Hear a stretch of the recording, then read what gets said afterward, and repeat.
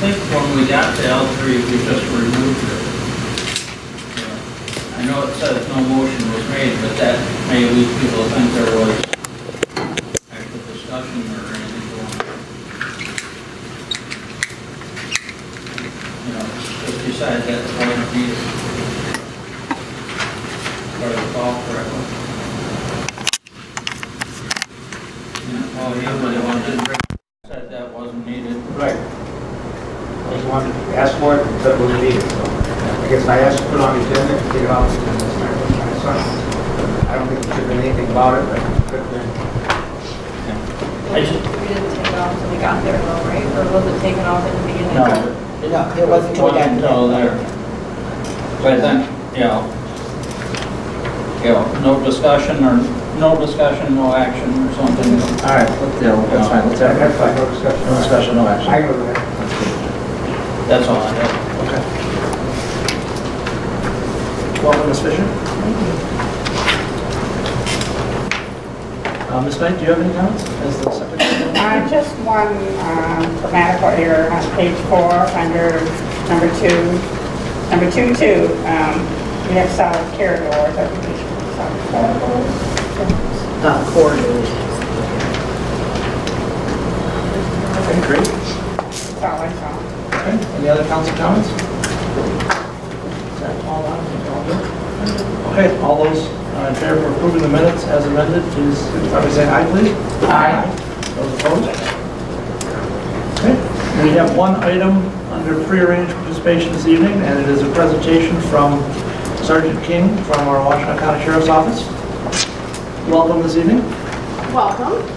Is it okay if we wait for like 10 or 15 minutes? We're still waiting for the two citizens to arrive. Sure. Okay. Sure. Does it feel like we're further back today? It does. Some When whatever? I go on vacation, it all falls apart. We have private back meetings, I never sit in that. Hello. You're right. Well, whoever said Tough to get good help. the last planning commission meeting was way down too. Very good. We'll see if we can get down through maybe her report under I and do it later here. Okay, so we have approval agenda. I don't think there's anything new on the table. I did read it. Oh, go ahead. I I'll would second. approve the agenda as presented. Motion by Fisher. And that will conclude our meeting. Oh, no. I didn't hear a voice. Mr. Smith, thank you, second. Any changes or discussion? Seeing none, all those in favor of approving the agenda as presented, signify by saying aye, please. Aye. Those opposed? Thank you. We have no public hearings tonight, so we are down to non-arranged participation. Is there anyone in the audience this evening that would like to speak? Very well. Please step up to the mic and introduce yourself and state your name and address for the record, please. So we do have Danielle and Chad here from Destination Ann Arbor, formerly the CVB, and they're going to talk to us a little bit about some of the stuff that they have going on and have had going on in and around the city. Welcome. I have some handouts. Do you mind if I pass them out? Please. Thank you.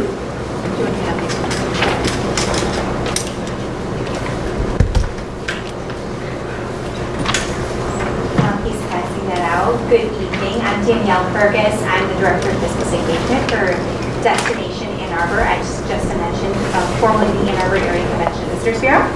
So Chad is passing out our Washington County Tourism report for Dexter.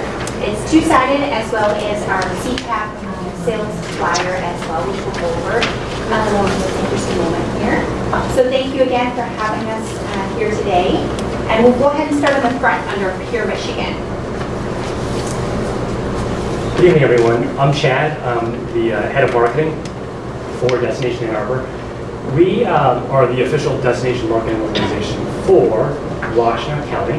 We have 22 board members, and about half of them are from outside of Ann Arbor, and 2 of them are Dexter residents. Paul Cousins is one, Paul, and we also have Laurel Champion as well, formerly with the American Center for Mobility. Now she's with Ford Motor Company. So that's who we are, and we wanted to just give a brief snapshot of what our organization has been doing for you, for Dexter, over the last 6 months. This is just a small snapshot, not an exhaustive list, just small little peek.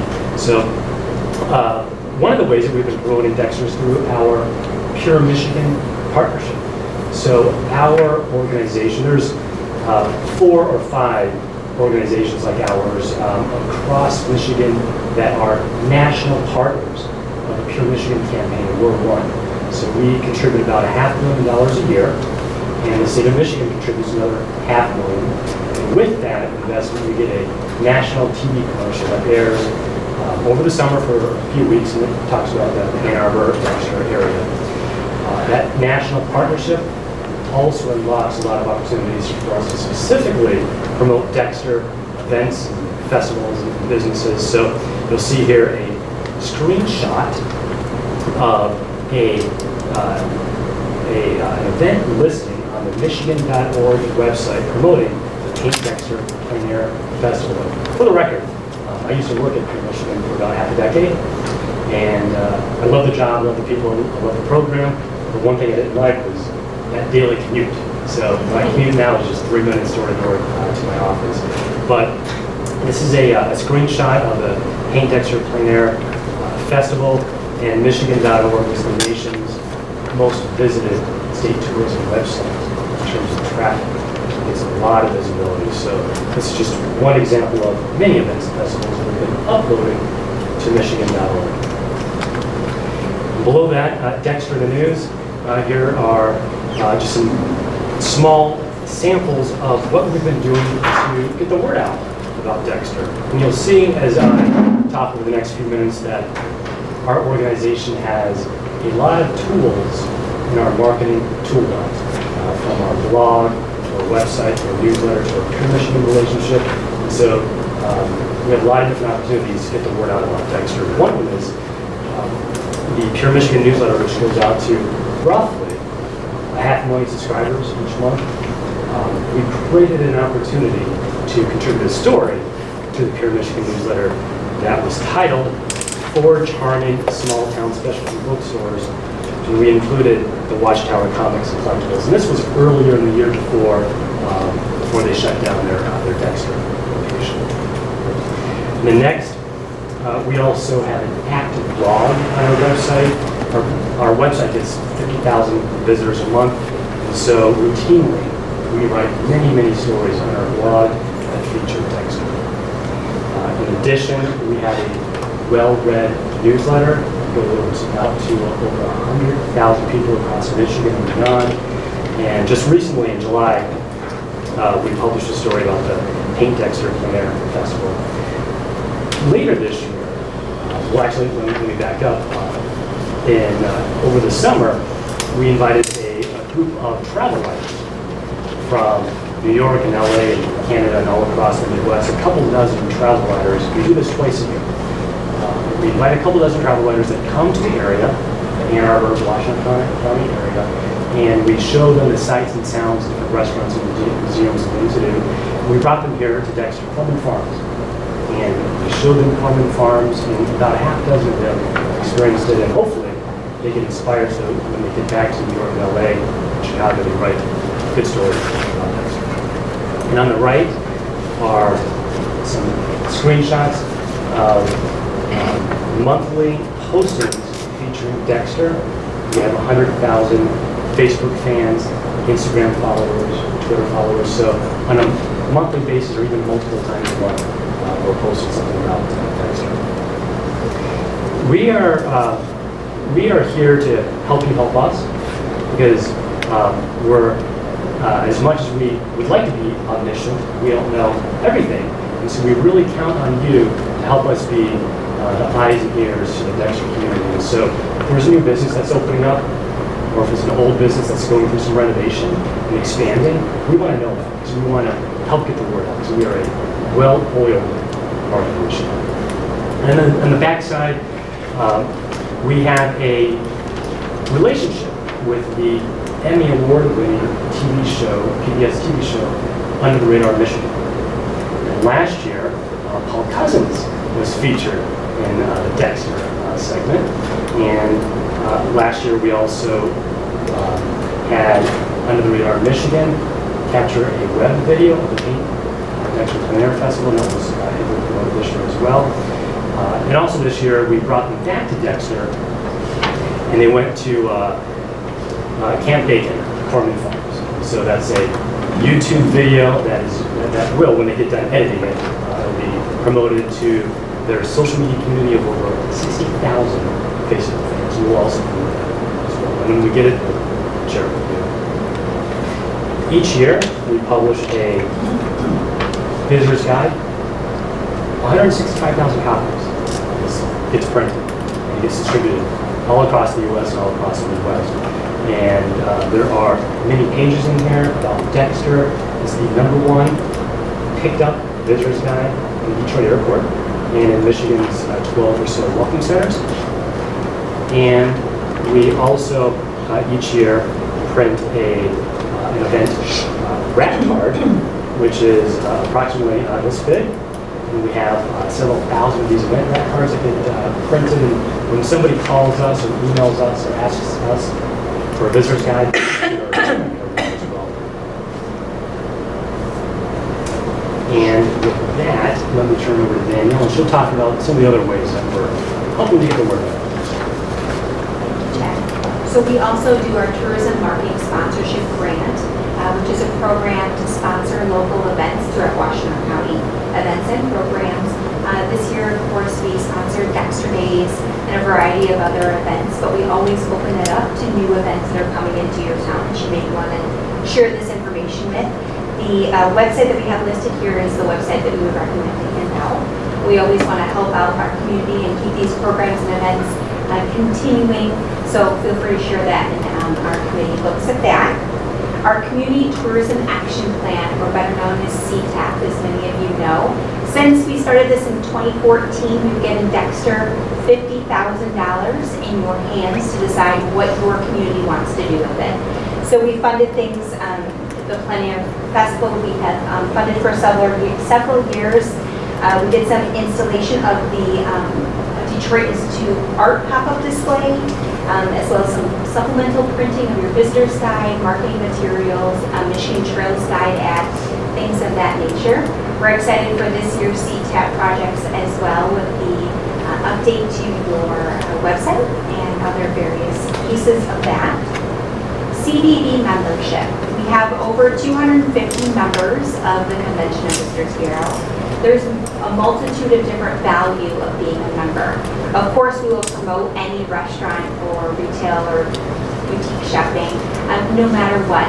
But there are a couple of other value-added amenities to being a member of the CVB, which is why we have the 250 of them. Some of the features include giving some of your marketing materials to us to promote to our sales team. We have 7 people on our sales team, and they're going out continually trying to bring in groups to our area. So that's a really important part of our organization. And then finally, our certified tourism ambassadors.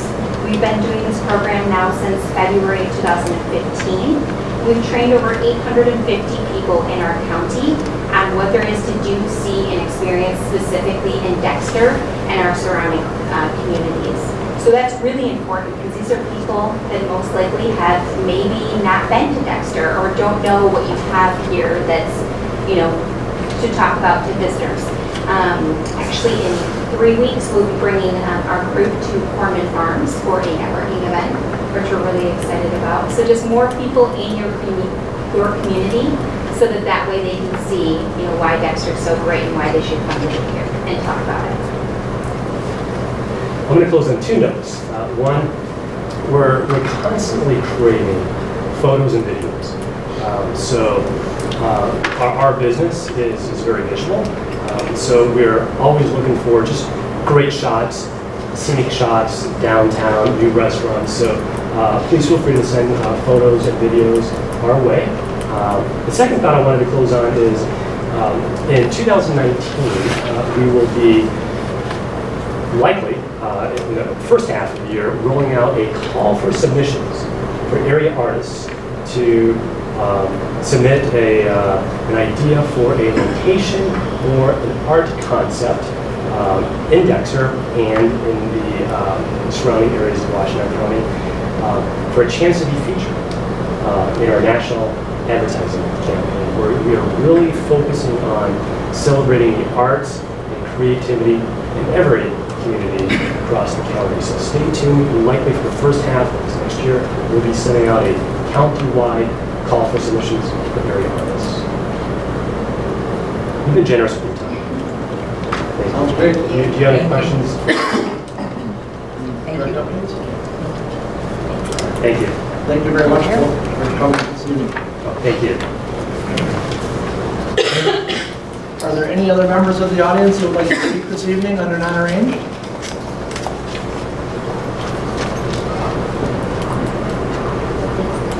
Lisa, are you ready? Yes. Okay. Why don't we consider this one prearranged then?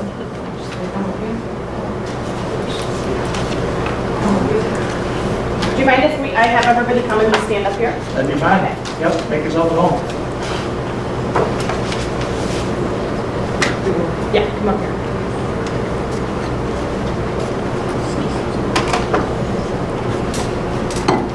So I met most of you before when we were talking about the police and fire station, but I'm Lieutenant King from the Sheriff's Office. And this is Deputy Lowe. He is one of our assigned deputies for the Dexter, Webster, and Dexter Township area.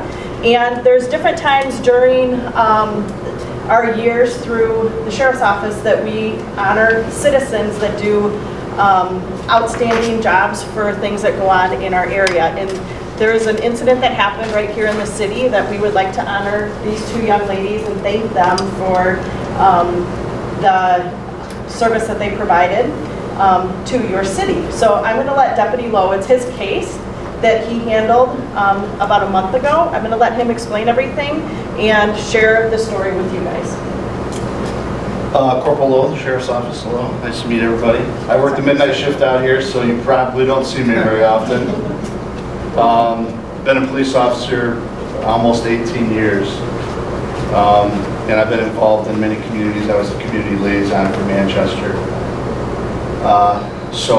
before I came here. So the Sheriff's Office really focuses on community and really building strong, sustainable communities, the mission statement. Along with that, we rely on the community. We rely on the members of that community to help us with our investigations. And it's important for me, the Sheriff's Office, to recognize citizens when they kind of go above and beyond, and they represent the best in those communities.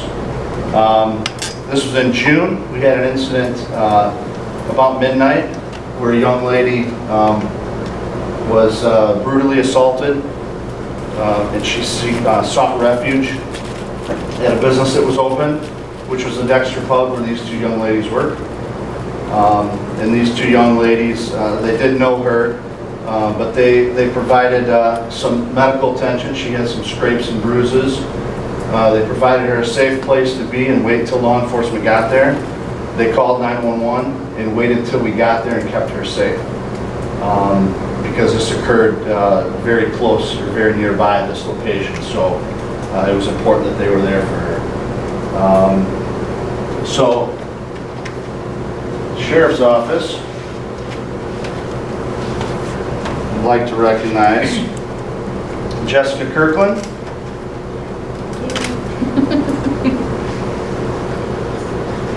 and Alex Perini. Thank you.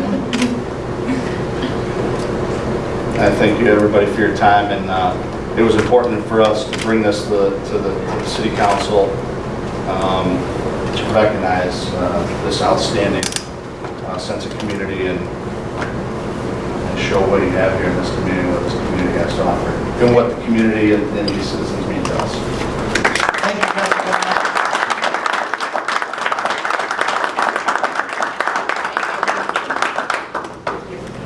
Great job. Thank you.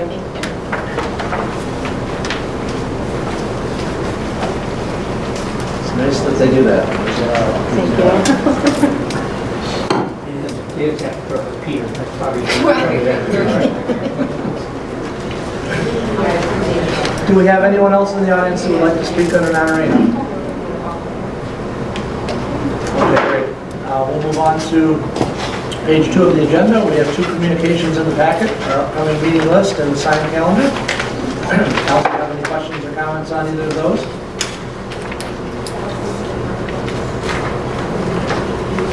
Seeing none, we will start our reports this evening. Our first report is from our Public Services Superintendent. Dan, how are you? Good. Good evening, council. Good evening. Provide you with a 2-week report. And I also have quite a few updates on projects going on now, so I'd like to start with questions on my report, please. How are the lift stations? Good to go. Good to go, okay, good. Yep, we cleaned it out. We got quite a bit of grease buildup. We're still trying to identify where that's coming from, but we Is that one particular lift station or the other? just one, yeah. Oh, Westridge.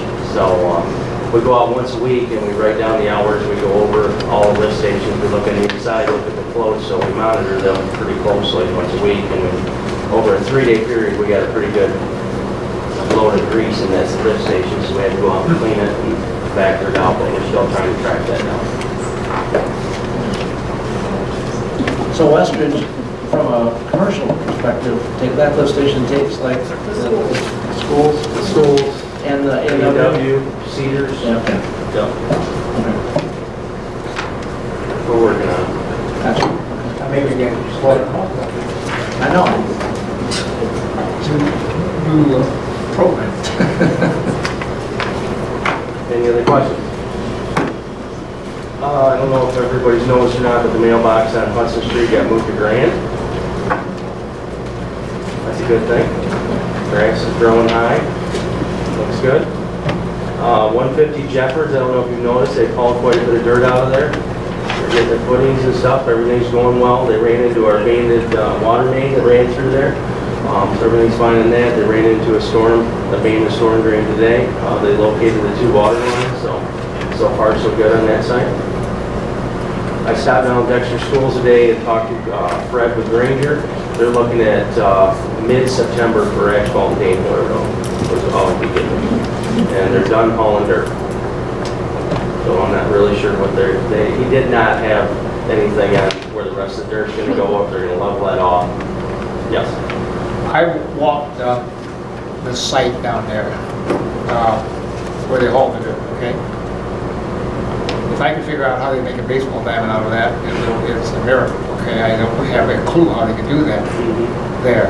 But I did notice that behind the silt fence, there's a lot of broken concrete and other trash that's behind the silt fence there, as well as there's a lot of stuff buried in the dirt that they're theoretically building this dirt on, particularly a lot of, I would assume it was from the old fields, and there's a lot of black pipe, maybe from a former sprinkler system they had there, I don't know. But it's all over the place. Wherever you go, in the backside, I walked it around and I came across it. There's a lot of that stuff there as well. And then, even not in the area where, I was interested in finding out how close it was to the trail system they're gonna have coming up. Okay. I still haven't quite figured out exactly where that will be, but I think there's enough space there, and it doesn't seem to interfere with that.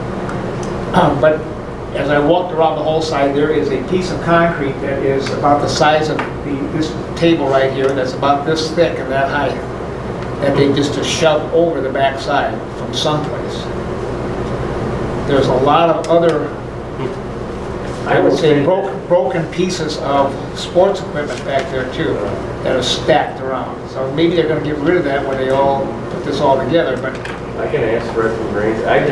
I haven't seen them hauling any of that kind of stuff, so I'm wondering if that came from on site. I mean, that dirt hill that they have there in Dan Hoy looks like it's pretty clean filled. it does, but I don't know where all this other stuff came from. Yeah. I was just shocked when I walked across there and saw that. Whether it was previous grading before, I also saw a spot where there was it looked to me like a place where there had been a connector to a sprinkler system that was about that big around, and it was at ground level. But if you look at that site, if you haven't seen it, it's just a pile of dirt out there, boundary just pressed down. But there's no way you can make 4 baseball fields out of it, I'll guarantee you that right now, unless they bring a lot more dirt in or they do a lot of leveling to it. And I thought when they were doing the leveling, they were actually packing it down when they were bringing it in, so. Well, as far as I know from Granger, they've got all the dirt that they plan on having over at that site, so that's the last I heard. If that's it, that'll be the weirdest baseball diamonds I've ever seen in my life. It probably goes in one space from the flat level to at least 6 foot high in a distance of 40 or 50 feet. You're gonna earn that participation trophy. Boy, you are going to have something, I don't know what it is, but it's amazing. I was shocked when I walked over there, how they can make a baseball bat out of it. I haven't been back that far. Maybe Patrick's raising his hand, but he knows. My guess is that they're going to do an underground detention system, and it's probably on the order of 4 to 5 feet deep in certain spots. So that's my only guess. I haven't been out there to see, but that's what I suspect might be the case. We'll see. I will be interested to see how it is graded. It looks nothing like the 2 fields behind the old high school, behind the new high school. At one point, I think it's almost a 13-foot fill. Anyway, I just want to let you know that there's a lot of stuff on the outside of the silt fences there. And the silt fences are working. I mean, they have rains where it is washed down and it's been caught there. Some of it is escaped over, but only a couple of spots. I wonder how long that concrete's been there. I don't know, but it shouldn't be there no matter what. No, I understand. Thank you. Just want to get that out. I think we still got another couple weeks before we can finish up the SAW grant for the stormwater work. That's going well. We found some pretty interesting things. Put the lids off of trash cans and a street sign. And stopped at the roundabouts today. They have one more course they're going to have to put on. They're hoping to be done with that by Wednesday, weather permitting. So that looks really good. Will they open them to Baker and leave the Dan White closed when they need to do that, or are we still waiting for the whole project? It's going to be the whole project, the way it was explained to me today. They were trying to get Baker open today. Okay. And then they were going to go back and do Dongara and Shields Road and Dan White Road, pull them in, and then do the roundabout part, and then the rest of Baker, and then come back and do the final course on it. But the school's project on Dan Hoy, that will happen independent of the roundabout. Yeah, they're saying at the earliest mid-September on it. Right. On But their- everything will open. On their portion? Correct. I assume that they'll pick a day when school's out or half day or something. They're going to need more than that. They've got a lot of repair work. Or maybe they'll do it on a weekend or something. But that's totally different They'll than be the in- roundabouts. Yeah. Dan Hoy Road and Baker. Will they temporarily stripe Dan White? They did. That's what I'm striking on. No. I guess I was thinking there are turn lanes and passing lanes and... No, I can ask them that tomorrow. That was the whole purpose of the widening, right? Was to have many different turn They movements. just have the center. Yeah, I know that's there, but I'm just thinking when the school comes back, it's going to function as a wide, I don't know. I can ask. Maybe some thought. No, I can. How about the landscaping of the islands? Is that after it's open or is that? They not can out? do it all. I know, I have to talk to Okay. the person about when, because I don't want to lose it to the drought either, so Gotcha. it'll probably be once or Thank you. just go up on it. We had a pre-con for the wastewater treatment plant upgrades last Friday, Wednesday, Thursday? They're all blended It together. was Thursday. It was a good turnout. We went down after about an hour and a half, we went down to the wastewater treatment plant, visited there. We're hoping they're going to start them open hopefully this week, and then hopefully after Labor Day, we'll have all the permits and everything's in order, we can start the construction after Labor Day.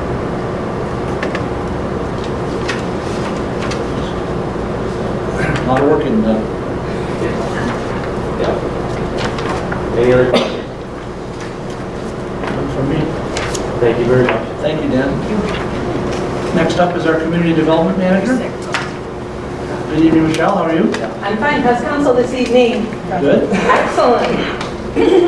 Okay, before I go into the verbal updates, do you have any questions on this massively long report I provided you? What was the original date for the 2865? It would have been last week, Monday. Okay, we just... So a week ago today. Okay. Okay. The reason it was postponed, the attorney for the property holder contacted the city attorney and asked, So we have a little bit more time. She just came onto the case. There has been cleanup work happening, although it is small, little increments. I've been taking pictures about once a week. The neighbor next door has been keeping me informed of people coming and going. So there's no work being done on the house, but there is yard work basically being done. So I still have to follow up with Stringer. He and I are kind of playing phone tag right now, but so I don't have the specific details as to what are they supposed to have accomplished by the 24th. But I'm hoping that it means that they either have to have everything done, or we're going to go in and take care of it. I guess my question is, the court rescheduled it, or we agreed to reschedule it? We agreed to the applicant ask for it. Applicant's attorney asked our attorney. How many of those will we do? That will be the only one. When I spoke with Tom Stringer, he had indicated that if we didn't agree to postpone it, and we went for the first formal hearing, the judge was most likely going to say, we'll postpone it. So it gives goodwill.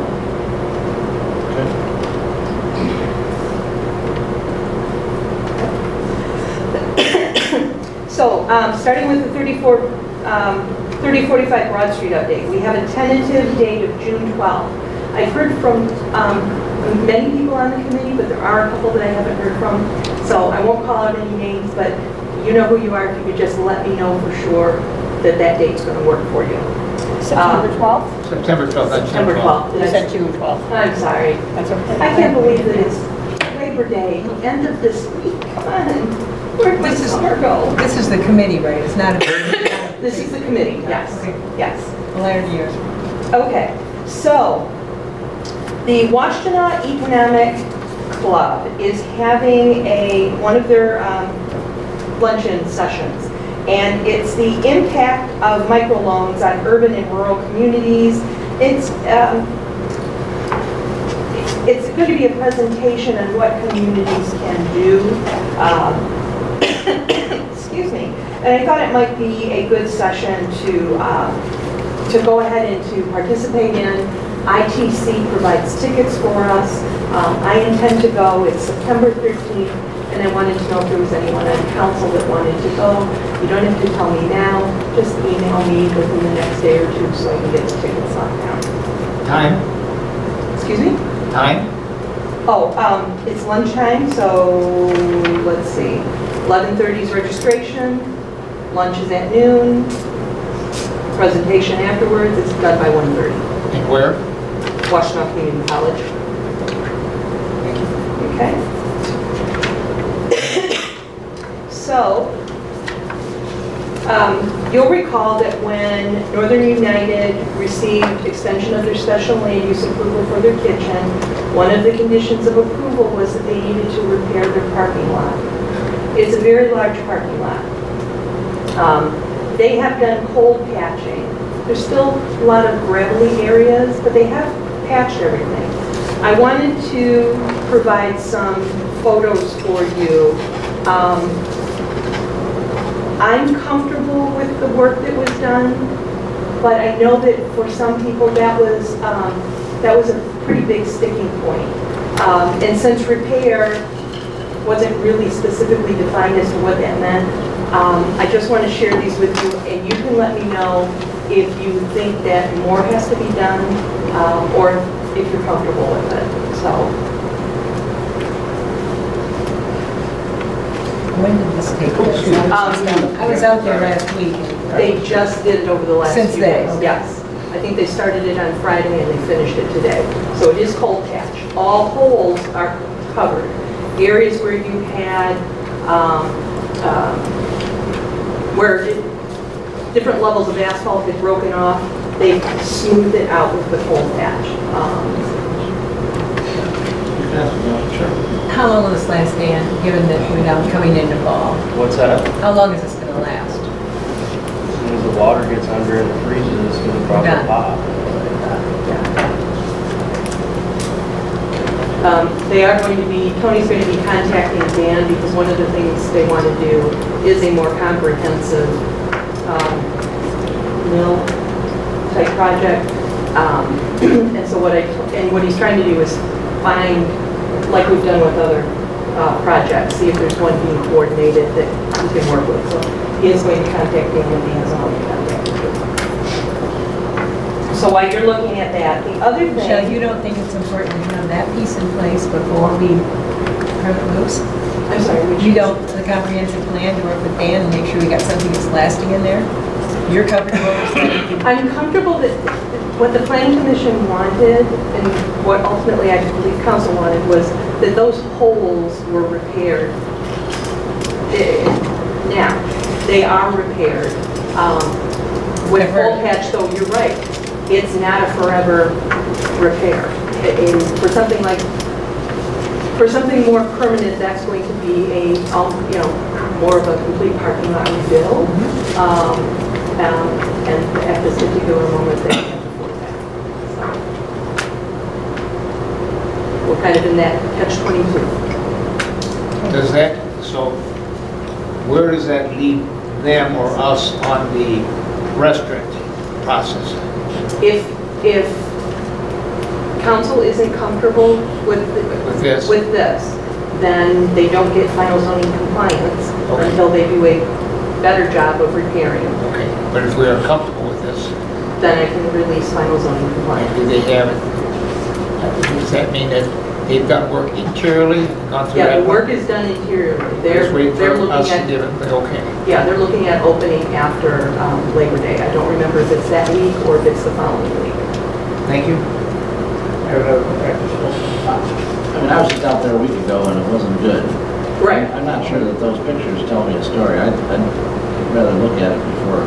I don't know if you're asking us to vote on something or not. Oh, no, I'm not asking, yeah. If you want to look at it and give me feedback afterwards, absolutely. The whole parking lot's pretty worn out.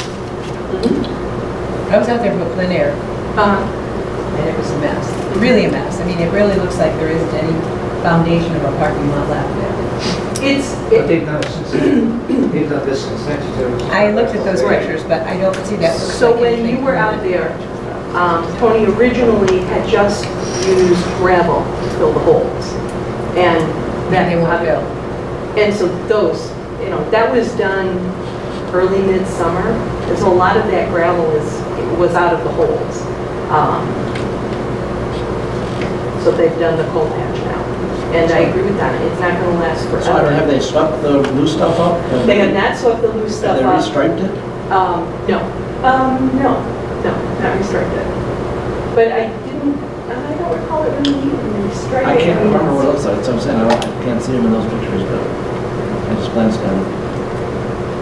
So, one of the things that I haven't followed up with Tony yet because I just did the inspection at 4 o'clock today, was, you know, maybe you can vacuum up, get rid of some of these rocks because it is a, you know, there's a lot of gravel out there. So, take a look, let me know what you think.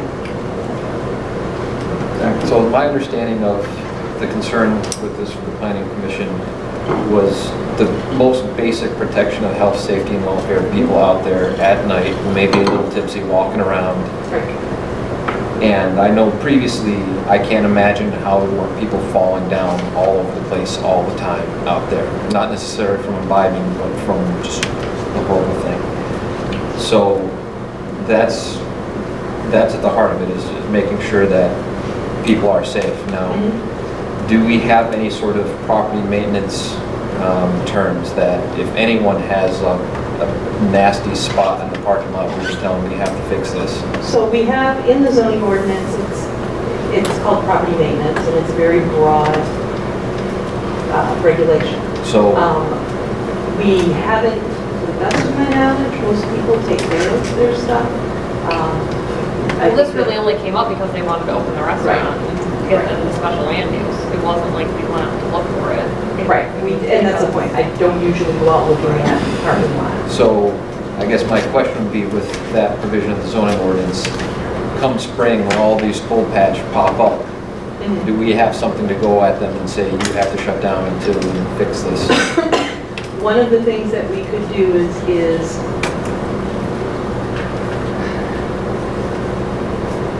I don't want to just off the top of my head say, hey, that your final zoning compliance is conditioned upon fixing this in the spring.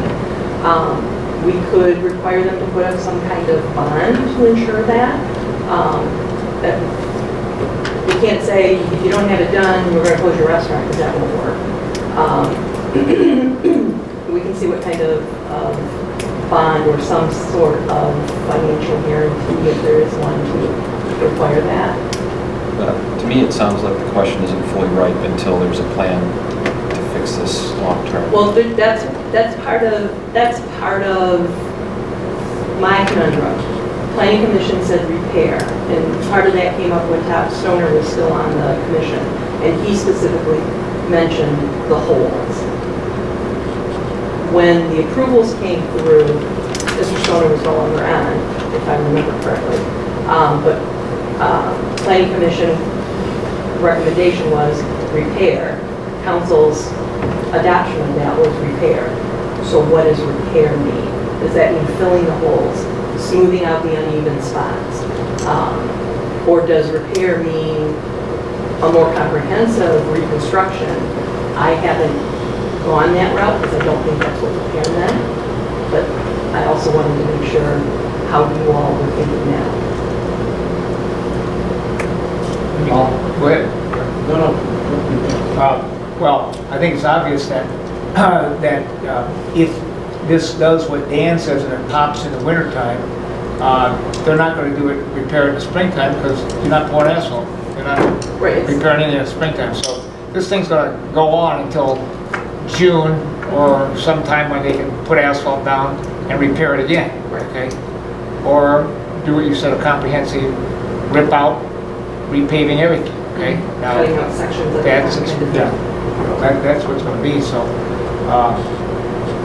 I mean, I guess I'm kind of like Sean. I think I want to go out there and take a look at it. Those pictures do certain things, but I just take a look at it. But any business, and it's not going to be a liability on us. It's going to be a liability on them. If somebody brings their leg out there or cracks their head on concrete, or somebody's bumper when they slip and fall, whether they're imbibed or not. Okay. Yeah, the main little parking lot in front of the cat house just had a few holes, and they covered those. That one I'm really comfortable with, but it's the walkway, that main aisleway going to the side parking that really is the biggest question. So if you take a look, let me know what your thoughts are. I'd appreciate it. Will do. We received a request from the Planning and Development Director in Champaign, Illinois. He's been asked to do what they call a Planner's Advisory Service Report, also known as the PASS report.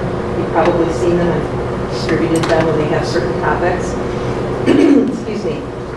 He's been asked to do a report for the PASS about the role of planners in planning and the capital improvements plan and planning process.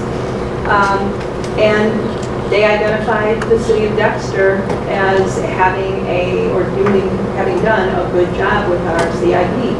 And so they asked if we would fill out a questionnaire for them, provide some background and some information, and looks like we might have a mention in a future PASS report. Thanks.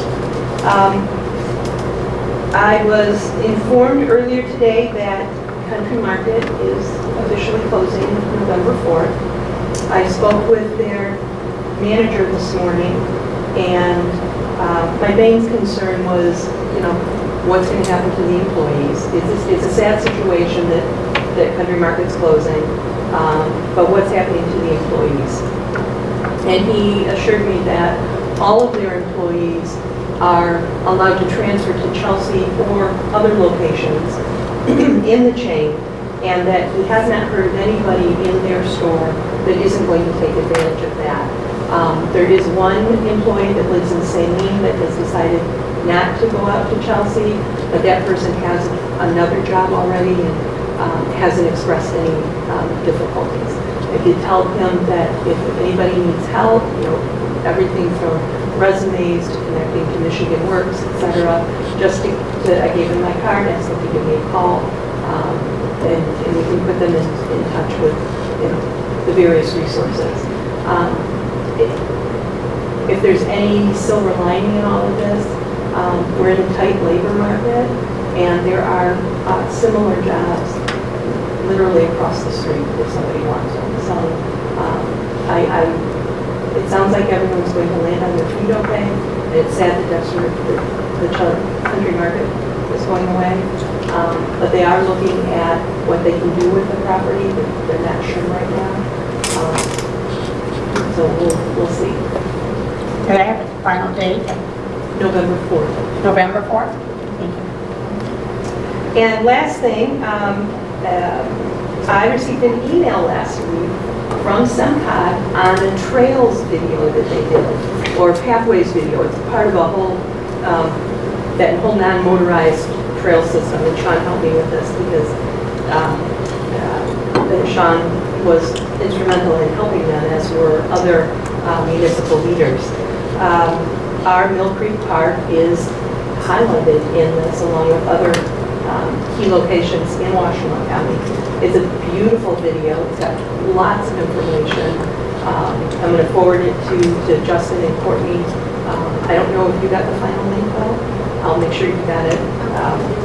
And hopefully we can put it on our website because it's really very nice. And that's all. Our new ones. I'm sorry? Soon to be new. Soon to be, hopefully.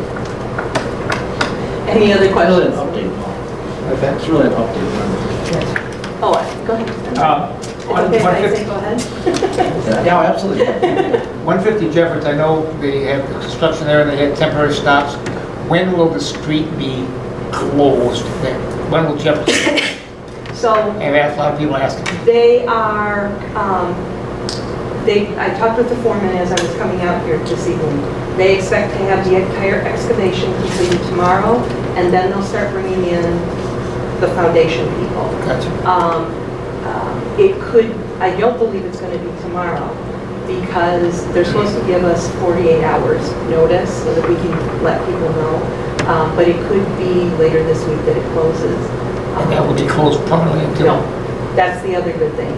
They've developed their, and Dan, help me if I misspeak, they've developed their construction schedule so that when it closes in blocks of time, and then will reopen, and then later closes in blocks of time. Instead of requiring a closure of one or both lanes for an entire 8-month process. They thought initially that's what they were going to need to do, and that was one of the reasons both the DDA and council required that clause in their plan unit development agreement, that if the closure goes beyond an 8-month period of time, they have to pay so much money per day. Stay tuned then. Stay tuned. So when it was going to be open one lane at a time, there would be really no closure though. People could move back and forth. This way. No, it was always going to be closed. Oh, completely. Okay. They were going to try to keep it open as much as they could one way, but the DDA allowed them to close it completely if they needed to. Okay. It doesn't really change it, it just make it last. Yeah, this is okay. Thank you.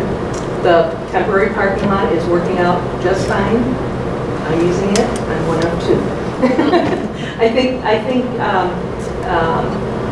it must be that people are finalizing finishing last minute vacations before school starts, because there's a lot of available parking right now. So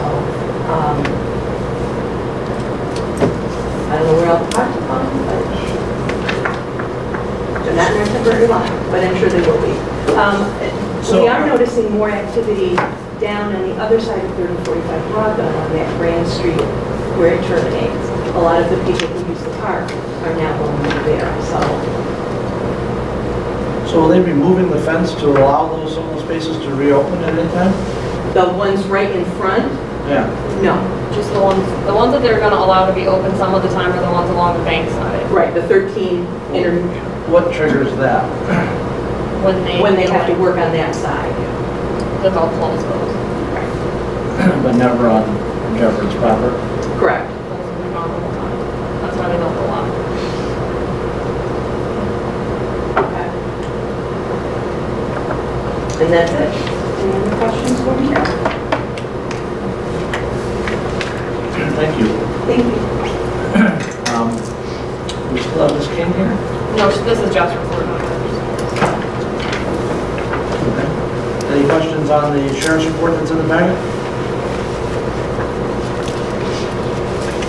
We just saw this today.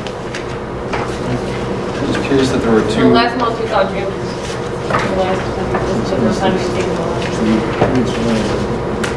curious that there were two accidents at Baker and Shield. It was ostensibly closed at that time.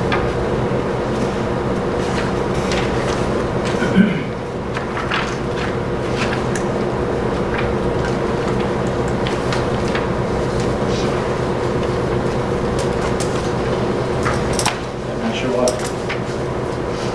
Okay, we'll move down to city manager report.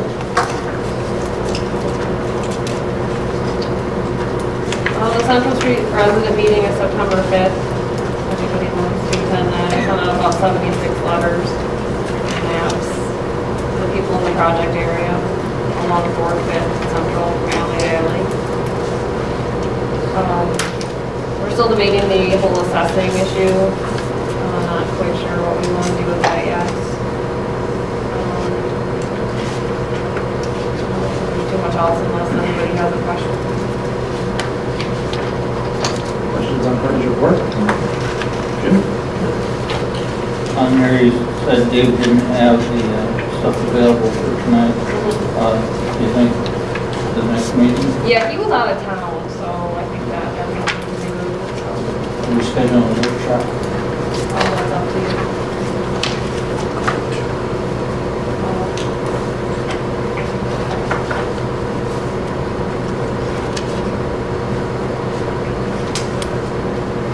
I'd rather look at it more than workshop. We'd like to see it before we have workshop. I can just put it in the packet next meeting. Yeah, that's what, How did the meeting with JGR? I'm going to connect or study go. Justin? It went really well. It was more a discussion on process than anything. Kind of how Smith Group wants to approach the project. So we're gonna meet together again as a group and then have a public meeting before proceeding. That'll likely be the public meeting will likely be in November. And we're gonna look at the library too, to host that.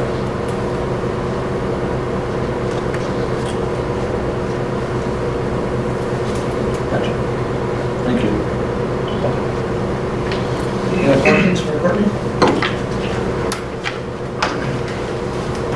There were a lot of city office layouts here. You focused on any one or two? Or Yeah, the one that's anything loose in the packet was the update, the bigger one, then the update to one of them, that's the direction. Which one, A or B or C? Either one of them, they're very similar. Oh. So this A and B are different than these other A and Correct. Bs? Those are the updates we got. Courtney, how long would it take to put this into motion? I don't really know, I mean, a lot of it isn't that complicated, it's more moving those, figuring out who can move those silly walls. Yeah. You know, and I don't know how much skill that takes, but I'm trying to pick the one that would be least amount of actual work. Yeah.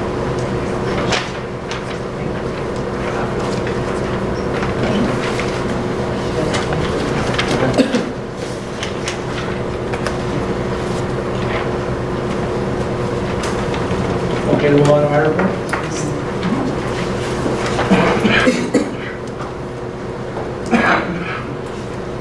First of all, I thought the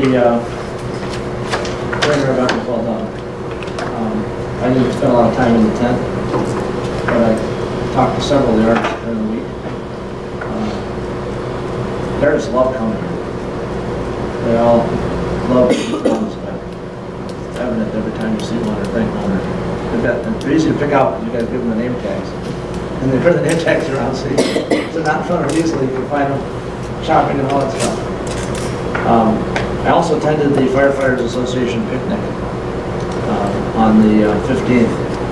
And it was interesting to talk to the different firefighters and even neighboring chiefs that were there about our little topic of trying to find out what to do with our fire station and whether we need a ladder truck or don't need a ladder truck.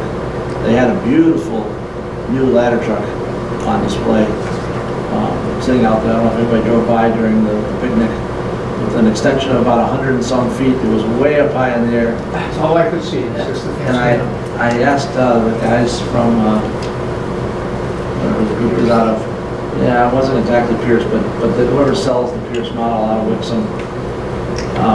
I said, so how much does that one cost? And they said about $915,000. And I said, wow. I said, does it fit under the bridge? And they said, well, we're not exactly sure, but maybe if you go really, really slow. And I said, okay, so slow and fire trucks aren't usually used in the same sentence. And they laughed. I'm mentioning that only because one night later at the DAFD meeting, in our packet we had a couple of scenarios of the financing scenarios provided by the fire chief to buy a couple pieces of equipment, one being a ladder truck and at least one bumper truck or potentially two bumper trucks, different scenarios. The ladder truck that was in the packet was about $1.2 or $3 million. It was a mid-mount ladder instead of a rear mount, and that does something with the height of the vehicle.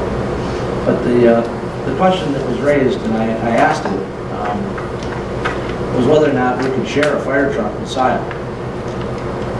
And you know, the response that was given by the fire chief was that we could, but if you know, where would you park it? Either here or in Sile. And I said, well, if it fits in Sile right now, you'd park it in Sile. And he made the comment that, well, you wouldn't get the benefit of it for our ISO rating. You know, all the different pieces of equipment and locations of stations and whether you have water and how many people you have on scene, all that stuff adds points. If you remember the presentation that they did a couple of years ago about ISO. And as we were talking about it, I asked, I said, so, you know, we don't have a current operating fire truck.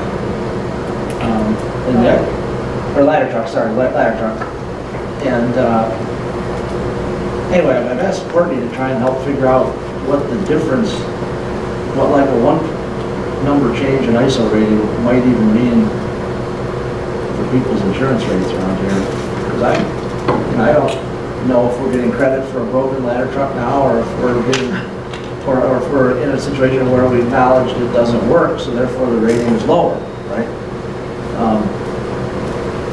Anyway, I thought it was important to just mention tonight that there are discussions going on at DAFD regarding the purchase of new equipment, and I think that potentially that fund that we set up, you know, that we're saving money for equipment there, could be tapped in the near future, depending on if we decide to pay a little bit of cash up front and have lower payments versus whether or not we choose to finance the whole thing. And none of that's set in stone. We're going to have more discussions on it at the next meeting. But it was interesting to see a new one at the picnic, and then the very next day have it discussed in the packet as part of a purchase plan. The proactive thing is that we are looking at new equipment, which is a good thing. So if anybody has any more comments or questions on that, you can follow up with me after the fact. I attended the Washington County Hazmat Golf outing today. Thank you to Patrick Rose and OHM for inviting me to golf with Roy Townsend and Aaron Burkholz also, and we had a good time. Were there any hazards? We were in plenty of sand traps, yes. I hadn't been out there in almost 15, 18 years. There's a lot more bunkers. We got out of all of them.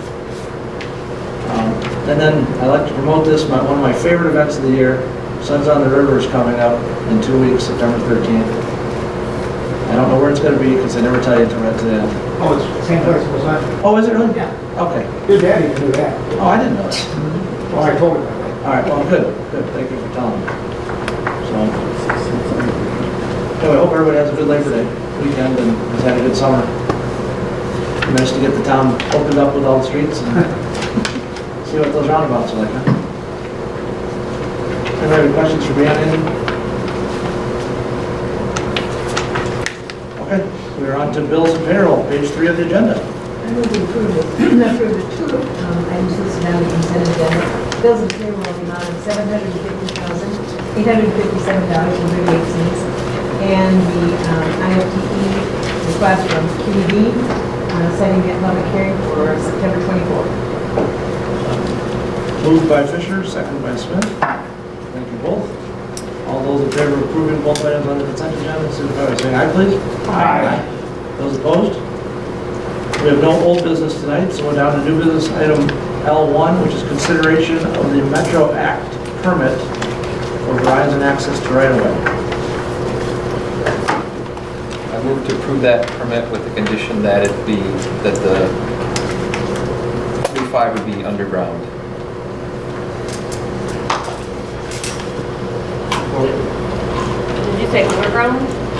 Very. That's gonna be very difficult based on the utilities that are in there, so I don't know. Okay, well, if we let's wanna- throw it out there for the discussion. If we have a motion, we can find out why we can't do it. and we can do Okay. it.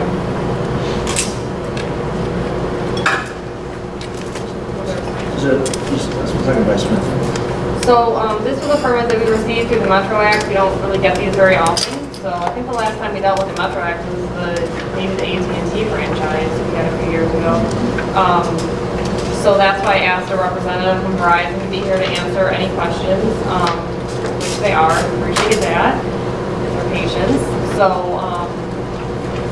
yeah, we have sent them, we sent the planning department already, actually our nice shiny new maps, fresh off the GIS press, because there are a lot of existing utilities and acres that Dan was sort of immediately concerned about. But this isn't deciding right now whether it's above or below ground, it's just more of a design level permit. So I don't know if you have any comments or... Well, first of all, my name is Tony Tate. I'm the implementation manager for Verizon. I have with me the engineer for this market, Marlon Red. And basically, the way we see the Metro Act is it's a permit to do business within the community. We have one in every other municipality throughout the state, wherever we conduct business. It's a standard form and state requirement. As far as our position right now is we have only done what's called an HLD, which is actually a high-level design, which is what is a feasible route of at very high level. You know, then we do what's called an LLD, low-level design, where we verify and substantiate the high-level design to make sure that we have the route, such as you were speaking about verifying right-of-way, planning route, whether it be aerial, underground, if it's, whatever obstacles that come, we deal with it at that point. We have, as part of this, the Exhibit 1 shows the proposed high-level route that we embark upon in order to deploy our fiber densification project. So that's pretty much where we're at that point. As far as any restoration issues or concerns that you might have, rest assured that our standard would be, a lot of people say, well, the city standard is this, and this is what we expect it to be. We want it replaced with, back to its original condition with seed and straw and whatever. Well, that works right up to the point where the property owner says, well, I just had my front yard sodded. And then, we have to deal with that. And our objective is we try to make each homeowner satisfied. And of course, in the city right away, try to make sure the city's satisfied with the restoration requirements. And anywhere that they're not, we'll come back as many times as we have to make sure it's right. We don't normally have to come back more than twice because sometimes weather conditions and things like that. There are times where we might be digging in, let's say, in the late fall, and we get our restoral the best we can, but the ground conditions don't yield the best result. Well, then first of spring, they come right out, it's already on the list, they come right out, and then they do the final restoral and get it right, and whatever that requires. But in most cases, we get it right the first time, but there are times we have to come back. I mean, where there's human error, and we do the best we can to make sure that we do it right the first time. We hold our contractors to a very high standard, and that standard will not be yielded, and, under any circumstances. Our relationship is with you, and their job is to satisfy that relationship. That's part of our working partnership with them. So that's the way that we embark upon the community. That's the way that we come in when we originally get started, and that's the way that when our relationship ever does end, that's how it will end as well. So that's pretty much where we're at on that. I don't know, is there any other concerns that you might have from on path, on any routing questions or any concerns like that? Go ahead, Paul. Jay, there's a couple here that I don't quite understand. First of all, Bishop Circle is a circle. Are we speaking to the route, Paul? We're taking the route, yeah. Okay. I'd like to bring Marlon Red up. Marlon is the turf engineer, and I'll let him speak to that. Okay. Marlon. There's the Bishop Circle is a circle, and there's businesses all around that circle, but this looks like it goes up about halfway, I'd say, up the east side and stops. Does that mean that you're only including that, or is it because of the distance people in the whole thing can get to that, or what? Can you explain that to me? Then I have one other question about after that. So first I want to say good evening to everyone, Mr. Mayor, City Manager, City Council, and of course Community Development. Michelle, how you doing? And so I would like to say before I come right back to your question, is that we do, to second what Mr. Tony Tate kind of led with, we do, I'm excited for you guys. I've worked with Washtenaw County Road Commission, even out here before, and this is exciting. I'm excited for you guys because this is a big deal. And we don't always get to say that, but I am very excited to be a player in this community. And as far as the route, this is a high-level design, so essentially what you see, this is the core route. So as it comes around, yes, that's kind of the core where we see now where there's potential customers for us to touch. And remember, we're only doing business enterprise customers with this application, not residential. So we're trying to deploy where it makes really good business sense for the potential business customers that's there. Because we do think about, we know I was here 10 years ago, and I was amazed a month ago when I kind of came out and did an initial high-level design, kind of just to drive through. I was out last Friday, I kind of touched again, came on Baker Road. Although I wasn't involved with the Washtenaw County for the roundabout in this community, to even see on Baker Road where those roundabouts are, I was excited just to see the pavement and, going up to Dexter Chelsea Road. And so I was excited, but to answer that question directly, that's just the core. Yes, we will stop there today. And once we do that low-level design, then that'll dictate whether or not we may try to touch to go a little bit further or pull back a little bit because it don't make sense because our terminal can reach that customer in that particular area as you come around here off Dan Hoy Road.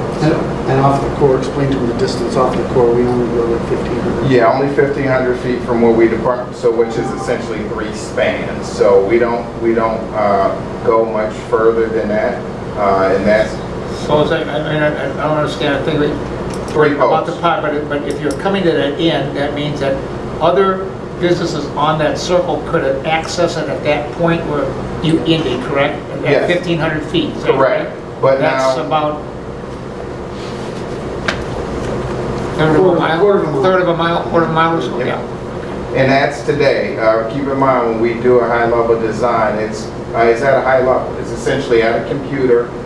Those that's in market like myself, we kind of know the area where it makes sense, but there has to be sort of an endpoint somewhere. As we work with you all, the potential is great, but at this time, this is all we're permitted for. And I do see it says preliminary review here. Okay, Correct, yeah. So my other question was, as I come down Dan Hoy and I see where Baker Road comes down, Dan Hoy ends, and there's a cemetery there. And it looks like you're zigzagging through the cemetery there. Yep. And so I guess my question was, how do you do that? Or are you going, Yep, so in most cases now, we try to take the path where the power company or kind of the road right-of-way takes us, but yes, we do come around the cemetery today because this is just a high-level design. I'll be in the field all of next month. My contractor, Hinkle and McCoy's and Burrito will be in the field, and then we'll produce a low-level design, which makes good business sense and then potential for our customers. How is the best target path for that potential customer? Yeah, think of it like this, Paul. Right now, we have a preliminary design. When we do the low level, we'll have an actual design. even after then, it's going downtown, which I know there's a lot of desire for people downtown that.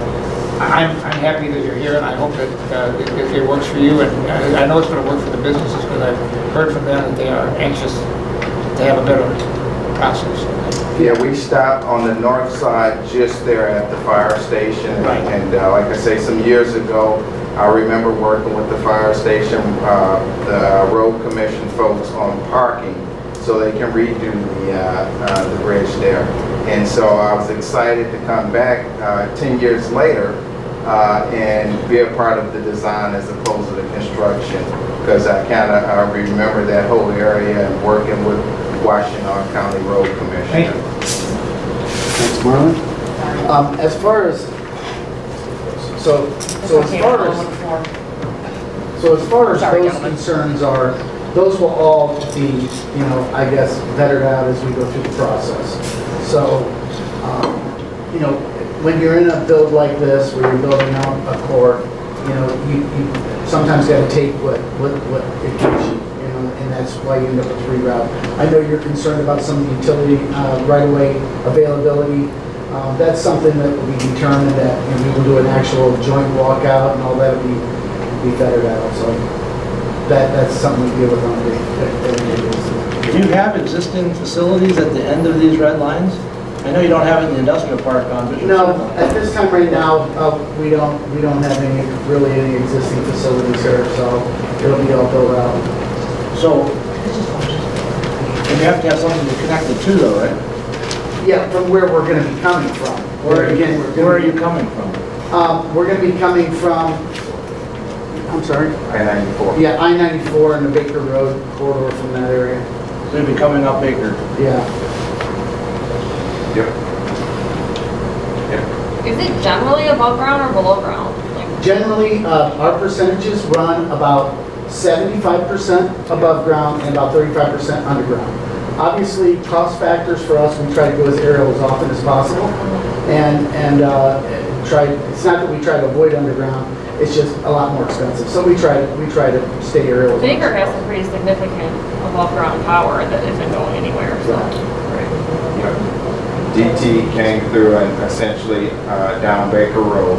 Yeah, absolutely. There's a gas main too. I know Washington County, there's a gas main Baker Road. So yeah, they just had to move it for the roundabouts. Yeah, we have a great working relationship with DTE, so we're very familiar with all of that. So. Okay, go ahead. I have a couple of questions. Question for either of you fellows. Are schools eligible to connect to this? Well, it depends on which phase of the project that we're in. I mean, right now we're tailoring to the commercial businesses in our first go through. Okay. And then as other services roll out, that's something that we can discuss. So it'd be the same case with the library then? Yeah, I mean, yeah, any and all of the above. So my concern with the above ground, below ground is there are some areas where less visual clutter. We actually talked with the schools and asked them, / told them don't put up a giant billboard into town with flashing lights because that's not what we're going for. do you have any heartburn with clarifying that it should be underground to the greatest extent feasible? Recognizing that there will be some places where it just doesn't make sense or where... Let me make that really easy for you. Wherever you guys decide that you want to consider that a moratorium area where you prefer it to be underground, that's the way we construct it. Okay. I don't want you guys to charge you guys more, but where it does make sense. No, I mean, we deal with that all the time. Where there's areas that you've done a beautification and you want pole set and you want us to go underground, then that's what we do. I guess with that, I would clarify the wording of my motion to that, to the greatest extent feasible. And they'll have to submit design permits. Yeah. So what happens if we deny this? We have to have a really good reason to. Yeah, I mean, they said that you can't unreasonably withhold it, so you'd have to decide what that means. The bottom line is any issues that we run into, I mean, this is a standard process, and it's really, I mean, and then anything after that, it comes down to the relationship. I mean, we're not gonna come in here and do things you don't want us to do. That isn't gonna benefit us, and it's not gonna benefit you, and that's not the type of working partnership that we're looking for. So, if there's areas that you have concern, we can do joint walks, we can go out there, and we will do what needs to be done. If you wanna consider it a moratorium area, it's a beautification spot. You want us to go underground there, we go underground. So if DTE is already there, and there's already a pole line there, obviously, that pole line is not gonna get moved unless you guys require DTE to remove their pole line, and then they do what's called a forced relocate to us, and then we have to relocate. So, It's a joint use. yeah, as a joint use, yeah. So when does all that get determined, I guess? I mean, if you guys don't even have facilities up Baker Road, exactly, what we do. when will those be at Baker and Shield? What we do is we're gonna go ahead and we'll do the low-level walkout, once we're able to come within the community, and we'll continue our walkout. We're already in Ann Arbor, we're already done, we walked out of Ann Arbor, got all of Ann Arbor pole permitting completed. We are engaged with the city of Ann Arbor already in a joint use on some conduit and some other matters regarding the project. And we're gonna be continuing on from there to here. And then once we get our low-level design completed, and then we determine these are the routes that we want to use, and like we told Paul here, that we might have to make a change in the route at the low level, right? Because when we come and meet with your construction desk, we'll come in, meet with your construction people, and they will tell us, you can go here, you can't go there. We want you to go there and do this, we don't want you to go there and do that. Then what we do with that information is we go out and do a joint walkout, we find a feasibility route, and then our engineers will route based according to that, right? So you have input right there at that point, and then at that point, we go back, we engineer it to make that work, and then we put our low-level design together, and then when we submit our construction permits, we provide you with a copy of the maps and the pole permits and all of that as part of the package. And then, and the construction timeline, and then you get an opportunity to, again, up or down it, and then at that point, if we get the approval, then we go forward. If we don't, then we make whatever adjustments to that permit package that we need to make for the construction, and we go forward. I mean, some things could change, Yeah, I understand. So do you have a bilateral permit for the section from 94 up Baker Road? As far as, you talk about bilateral, you mean as far as a county permit, or are you talking about DTE? Because we are permitted with DTE. I don't know, do you need a bilateral permit to come up Baker Road? I don't think so. I think the DTE permit is all we need. No. Nope. Yeah, no, the answer is no. We're permitted with DTE and to attach to their poles. And then anywhere that we have to go underground, like maybe there's a make-ready issue or something like that, then we permit to the county or whoever, or the state, or whoever's right-of-way that owns that, and then they provide us a permit for that. So I'm not following this very well. So the poles on Baker Road, you know the poles on Baker Road? Yeah, DTE owns it. Okay, so do you have a permit already? Yes, we're under a master agreement with DTE. So then, that same pole line goes south out of the village, right, out of the city. Yeah. Right, so you're under a master agreement still? on that Yeah. line? Oh, yeah. Any DTE poles were under master agreement. Okay, so you don't, so south of town, then you don't need county permission for the poles that are in the county right away? Not unless we're gonna be attaching, not unless we're gonna go underground. The DTE already has, they already have a working permit for the, to be, to have the pole, to be a utility easement and all that. We just attach to what's already there. That structure is already there. And that falls under their agreement with the county for us to attach to their poles. Now, if we drop and go underground off of their poles and go into the, and we go in to the actual right-of-way of the county, then we have to permit for that. They have to give us. So then this is for underground? What's that? Then this is specific to underground? Is No, there- they don't already have any it? permission to be in the city. They need to get permission to be in the city at all. It's like, almost like a franchise Absolutely. through the Metro Act. So they have to have permission to do any work within the Right, city boundaries. that's Do exactly they have right. to have it in the county though? And do they have to have it in Scioto Township? I mean, No, that's covered under Metro. Yes. Yeah, so we're in the It might be different for road. town, it might be different for All the townships. municipalities are the ones that require the Metro Act permits, and the townships. And those, and then in the rural, those are covered under the utility right of way. Maybe Scioto Council's being rural, and I don't know, I didn't look What are into you all the worried about, communities, I'm only. I'm not, worried yeah, about- I'm not really following. I'm trying to figure out what level of permission we're giving. I mean, if we're already giving them a map and can already walk along the walkway with them, I don't understand what we're giving them at this point. As part of, Or where they need it. If they have the right to put it on a pole already. but we don't have a right to attach to that pole in your community until we have a Metro Act. But you have one in Scioto Township? We have the utility right of way for DTE with our pole attachment agreement with DTE. So the key in the Metro Act is municipality. Yes. It says municipality, not local unit of government, which Yeah. will cover all local units of Yeah. government. We, The township what? is not a municipality. It's a local unit of government.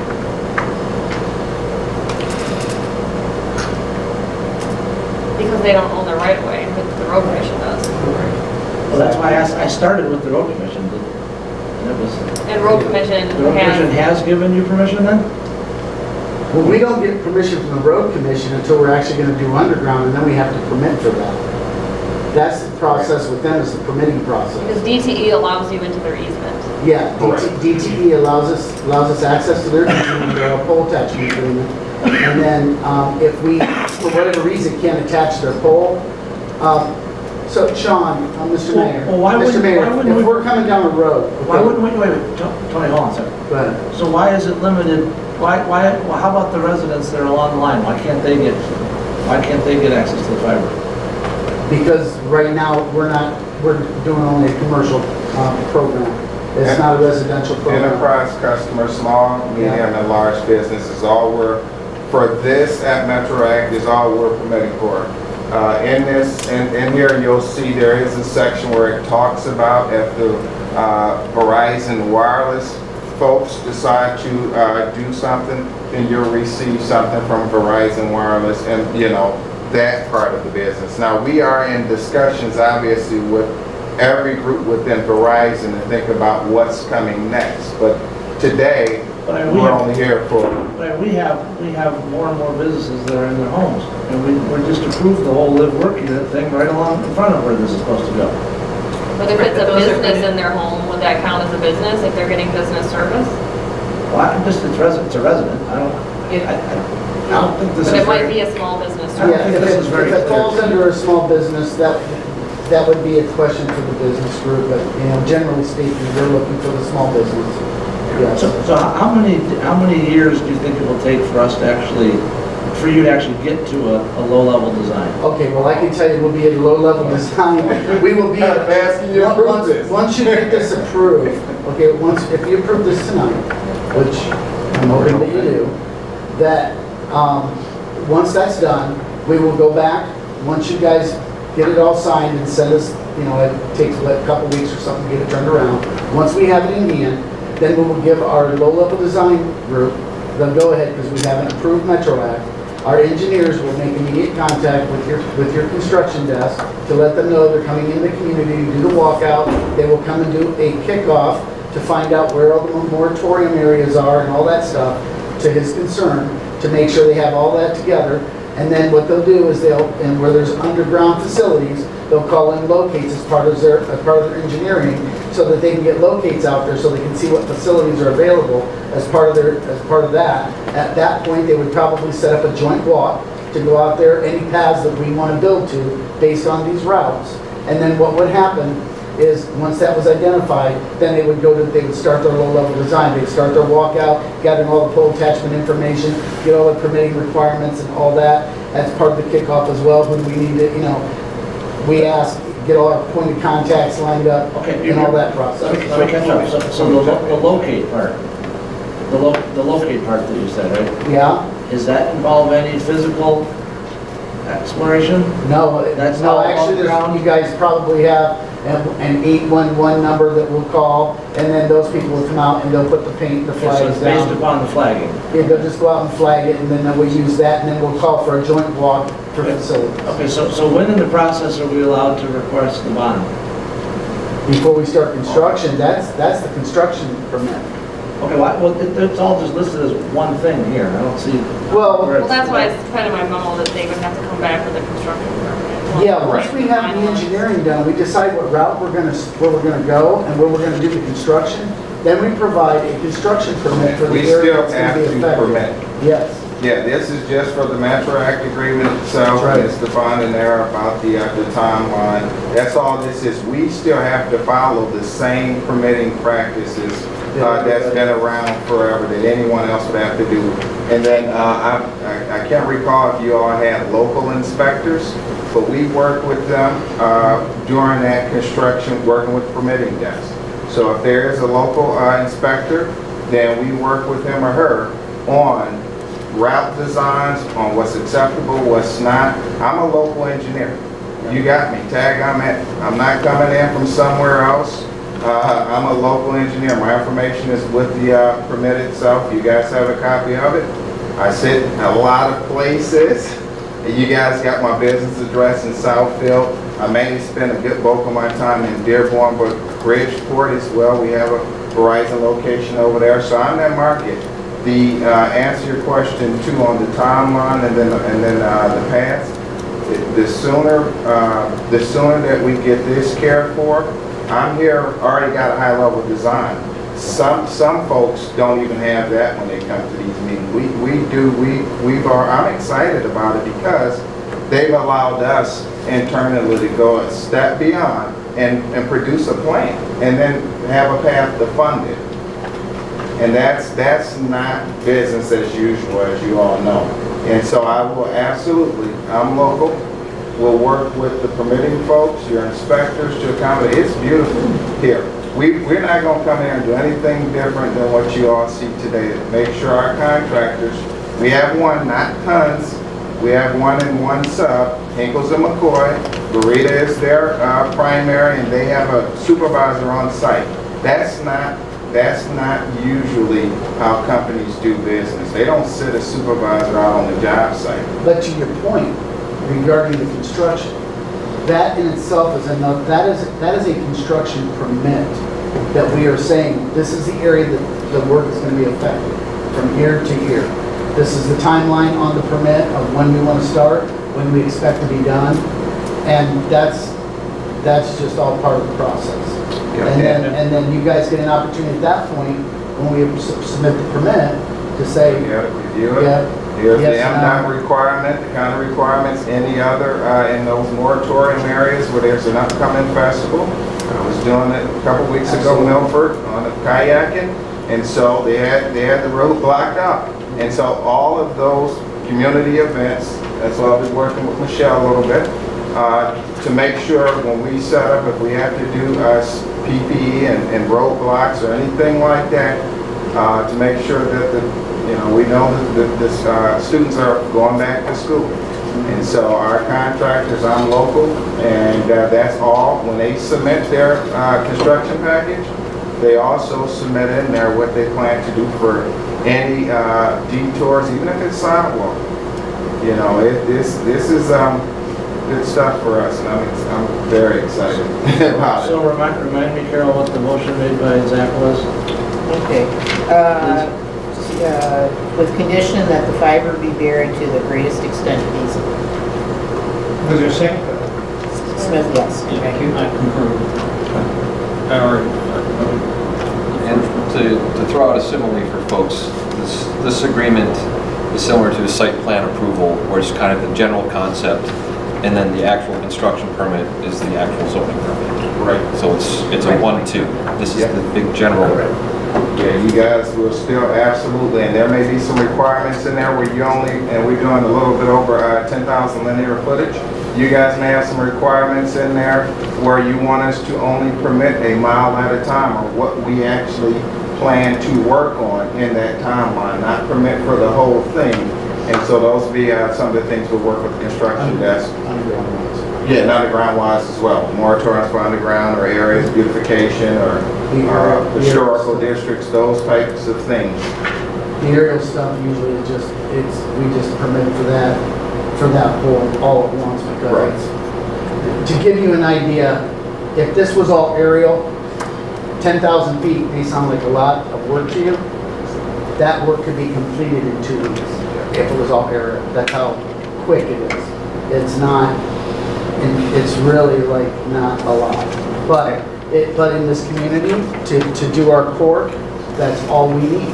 And our cable size is, we're going to be deploying, the largest cable we're going to be putting in is going to be like .975, less than an inch in diameter.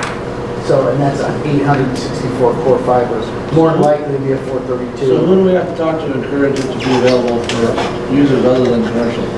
So within this package, it talks about small, medium, and large enterprise customers. So the good news is that we didn't define yet, I have not approved what cable size, to Tony's point, that we plan to use. We know coming into this community, 864 backhaul, which is just less than an inch. That's some of the things as we do our low-level designs, because I do have some numbers of potential customers now. I cannot share them at this particular time, but as I've done my high level, I do have some numbers of what I'm seeing. I truly won't know what I'm seeing until one of the steps of this gets approved. So now I can start my low level, and then I'll have Hinkles and McCoy as well working with me the start of September, putting boots on the ground. Then I'll have a true number to answer your question, because typically what happened, I want to make sure I put enough fiber in the ground to give our business enterprise group a reason to say, yes, we put enough fiber there. There's no reason that we can't. A terminal is a terminal. So the terminal is there, and we can get that potential enterprise customer from that terminal, the same as we would today. But about 70 to 75% of the work will be on the PTO. Correct. And the closest line now is where? We're not in the community yet. No. So You're not in any community? oh yeah, we are. We're gonna have to build to you from, we're From Ann Arbor. From Ann Arbor, we're gonna be building from that route. We already have facilities, if that's your question, in Ann Arbor. We're doing a lot of fiber densification throughout Ann Arbor, but yes, your feed will be coming from Ann Arbor, part of that loop going several places, but you will be connected. Yeah, and we'll be backhauling you through our network, backhauling all the way back to our main switch, which would be Midso 6, which sits on Northwest Highway. Yeah. So you submitted a similar preliminary map like this to the city of Ann Arbor? Every single business that we do business with. We have right now approved over 100 Metro Acts. You're one of the last ones. You are the last one right now in my area. Basically, yeah. I'm just trying to understand. You're the last one. You're 14. Answer. I mean, Ann Arbor's a big place. Is it on the east side of the Ann Arbor or the west side? I'm just curious. I'm okay. Yeah, but it's not that. Make sure I answer your question, Sean. It's not going to change any. It's just the route we chose to take. but it's not gonna change, even if we came from a different route from somewhere else, even if we came up through Chelsea, Manchester, all of, it's not gonna change any of your services that you get. It's just that's the way our loop, if you think about a fiber loop, works to get back to Southfield.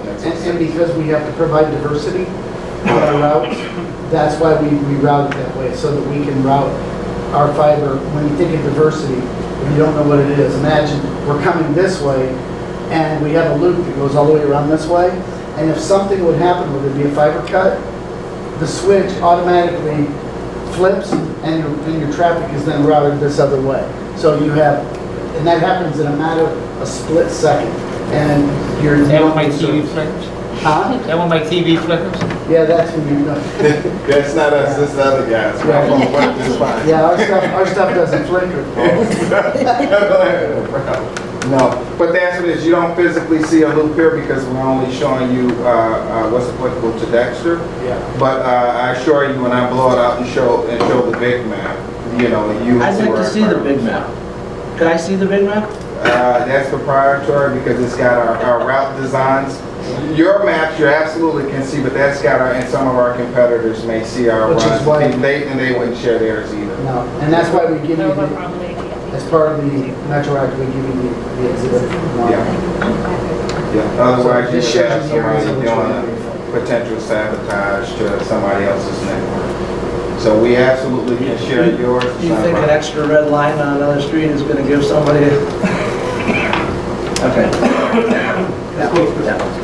The least information provided possible, I understand. No, this is the that's full not map. true. This is the full map. I just No, can't. this is, what you're looking at is where we plan on building our network. Right here in Dexter, And- yeah. I just wonder how it's gonna connect to where it is now. Well, it's gonna continue, but we only showed your section because it's gonna, that cable's gonna continue all the way back to Detroit to Mid-06 on Northwest Highway. Okay. So your traffic's being backhauled to our central switch here. Correct. So that's just the way it is. Now, that all happens at light speed, so, I mean, Okay, so there's a motion on the table. Yeah, I do. To approve the Metro Act permit with the condition that fiber be buried to the greatest extent feasible. Okay. Second by Smith. I'm sorry to take a lot of questions. take No, what that's time not you a need. problem. That's what we're here for. Are there any other questions from other council members? Okay, please call the vote. Cousins? Yes. Knight? Yes. Michelle's? Yes. Smith? Yes. Fisher? Yes. Keel? Yes. Motion carries. Thank you both for coming this evening. No, thank you all. Thank you very much. You see the fiber up in 2 weeks then? Yeah, now listen, we're not joking. The sooner you get this in our, matter of fact, I want to make that very clear. The sooner you get this in our hands, the sooner we can get started on our level design. And if you look at the Metro Act, it talks about starting construction in 2018. I Now, saw that. what that means is, at this point, it depends on how quick we can get our low-level design completed, but we have, this is all hands on deck. We want to get our network built out, and we want to make Dexter part of our... It'd be great to have it here, so. And we're looking forward to it, so if you can get that turned around, that'd be great. We'll have our engineers in as soon as we have that in our hand. You'll be hearing from us the very next day, and then they'll start with, could you tell us who the point of contact is going to be? The city manager will follow up with you. yeah, we'll send it to you. Okay, I appreciate that. Thank you, Thank you so much for your time. Okay, new business item L2 is consideration of filling the position of assistant planner. We appoint, I guess we will approve the filling of the position of assistant planner, Mike Arbor. I'll second. Moved by Fisher, second by Knight. Thank you both. I don't know if anybody has any questions. Mike's here in the audience.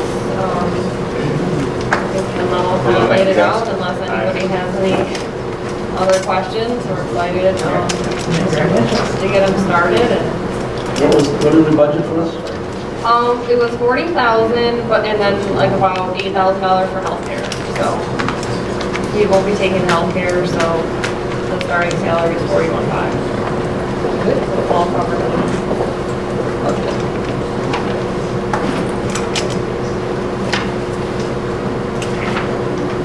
And did we?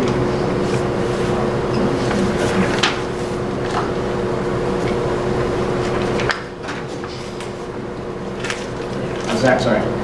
For the other council members and Mr. Auerbach, I'm going to be consistent with my previous stance. I don't believe that this position is an administrative officer of the city that we appoint. My reading of the charter is that it's appointed, fired by the city manager. So I'm just going to be voting present. Okay, other questions?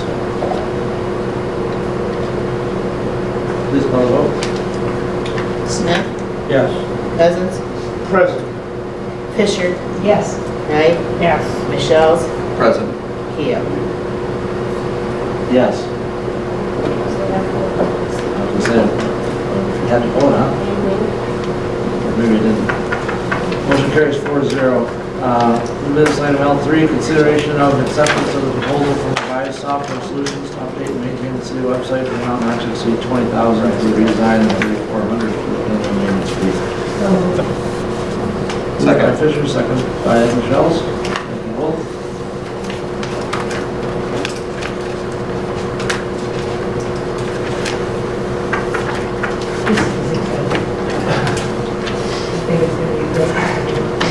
Donna, you gotta speak up again. I said, I think this is exciting, and I think this is going to be a great company to work with. Your presentation was just so enthusiastic and so positive, and I could have voted right there on the spot, so I'm pleased. I would just like to, keep the website committee kind of involved, not in every detail, but along the way. Well, so, moving forward from today, if council approves contracting with Revise, I think the plan would be to bring the website committee together to get some input to move forward with kind of conceptual design and layout and that sort of thing. I still follow up with Thomas, who would be our project manager, but I think their goal is to have us fill out some kind of survey information on kind of high level, the type of things that the committee would be interested in seeing and not seeing in kind of a first round of design. And then, talking about kind of colors, layout, et cetera, but one of the nice things about Revise, during their interview was that they said that they would put together as many concept designs as needed to get it right.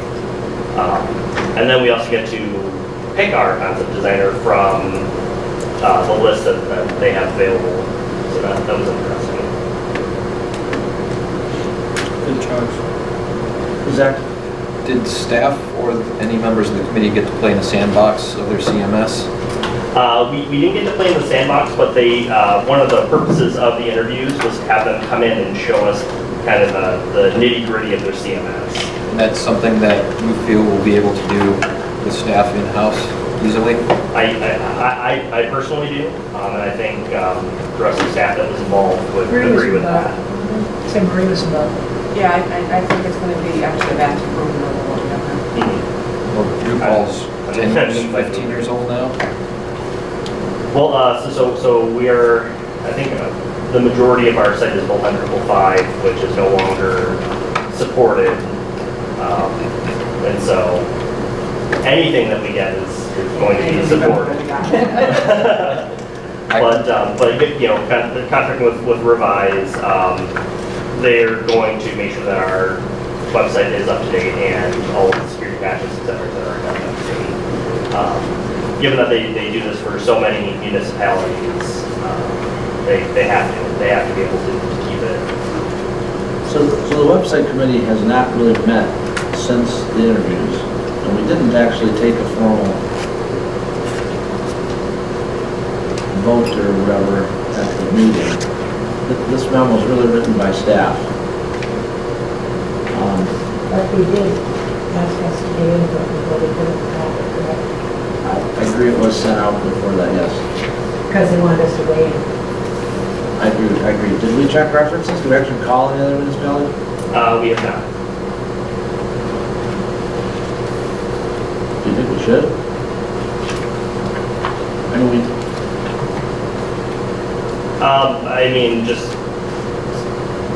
We could. I think the references that they provided, I'm sure are going to give glowing reviews.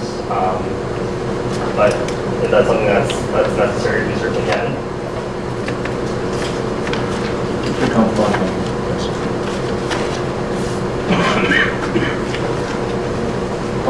My comment is that we probably could have saved the tree. Well, you never know, Paul. You know, I mean, we didn't want to get it and then have somebody ask what was on page 6, you know, we didn't include the whole thing, so. I got it, I just think it's, and I did read it, but I was not.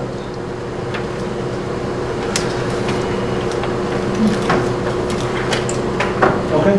Any other questions or comments? Okay, please call the roll. Fisher? Yes. Smith?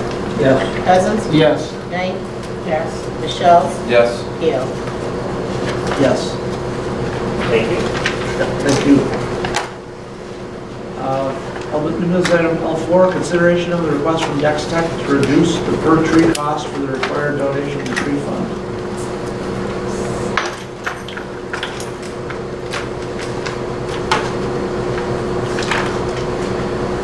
I move to reduce the per tree to $150. What is that? From $250 to $150.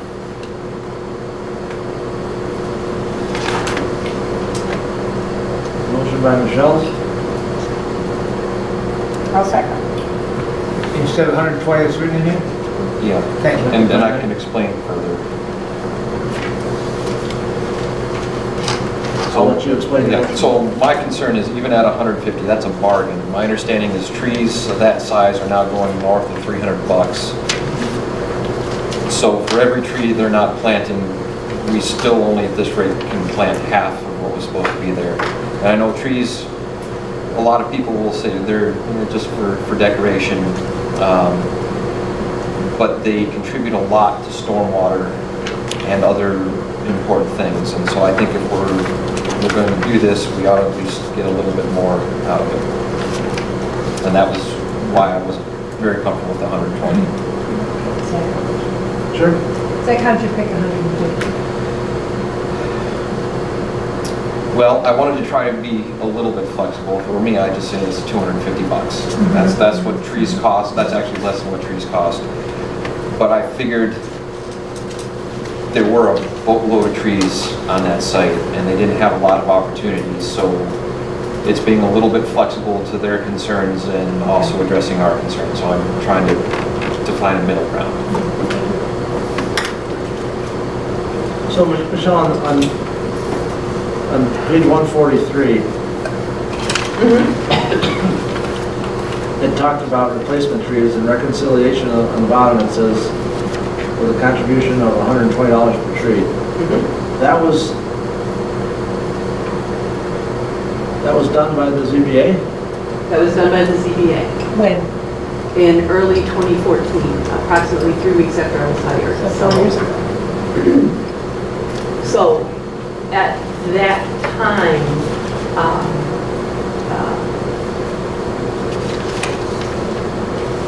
you were in between community development managers, and based on my reading of minutes, the planning commission was not comfortable determining not just the cost of the trees, but whether a waiver should be allowed for replacement trees. There was, planning commission made it clear they were comfortable, tossed it over to city council. City council agreed with planning commission, and it ended up being a request to go to the ZBA. If I had to step out of my box for a minute, if this was going through now, I think the planning commission would be very comfortable. They're very clear on what they can and can't do when it comes to the landscape ordinance, especially with the number of different developments that have come through in the last 4 years. should have gone to the ZBA to get their tap fees. I'm sorry? Schools should have gone to ZBA for their tap fee reduction, not us. Yeah, I wouldn't have recommended that one. I guess I didn't realize it. I can't hear you. I guess I didn't realize that the ZBA had lowered the amount back then. I didn't know that. So there's 191 trees then that have survived? Is that the difference between the 239 and the 48? If I went out there, there's 191 trees along the south property line? No. No, there's not 100 and, wait a minute, I know what you're saying. I have to visualize again. I was trying to do the difference between 239 and 48. If I didn't do the math right, I apologize. 48 have not survived. So there's 191 trees out there? They were either already there or planted, right? Correct. That's part of the whole plan they filed in 2013. Based on the last time that I was out there, based on the last time Tom Earhart was out there.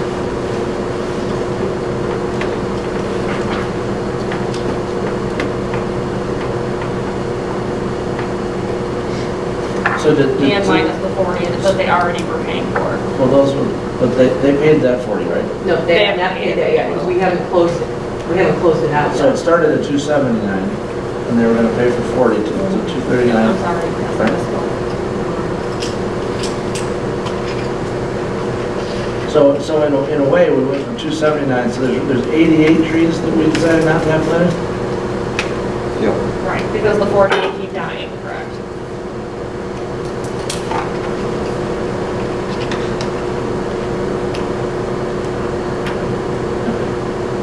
I'm just trying to make sure I understood the story. Zach, I have one more question, I'm thinking, are any of these trees, we've received complaints about buffering on the Dexter Crossing side from specifically, I forget the one address. I know what you're talking about. Where No, they planted pine trees and all that stuff. those ones have. Are those all planted? Those have survived. My recollection is that if any of them have died, it's closer to the southern property line, and they would, that's part of this 48 number, but the bulk of them are there. They're providing the screening. They've done well. I guess not knowing exactly where all these are, I want to make sure that we at least have the trees that we approved there, because we've taken a lot of flack from that resident about, that they only have to put a 6-foot tree up and added all this light, and if they're dying over there, I think they should keep planting them until they fulfill their requirement. And water them. And water them if they have to run a hose out there. So, I mean, the southern property is friendly because there's nothing there. Yeah. Well, I mean, it's easy. I mean, the goal was to. so why don't we do this? In your motion, if you would add a caveat, that those 40 trees cannot include anything on the east side that buffers Dexter Crossing. Would that be? Yeah, whatever the original approved plan was for that Right. east side should hold. Right. They can lose, if some of those 40 trees are over there, it only has to be 36. That's why I'm throwing that out for you. Okay, whatever that language is.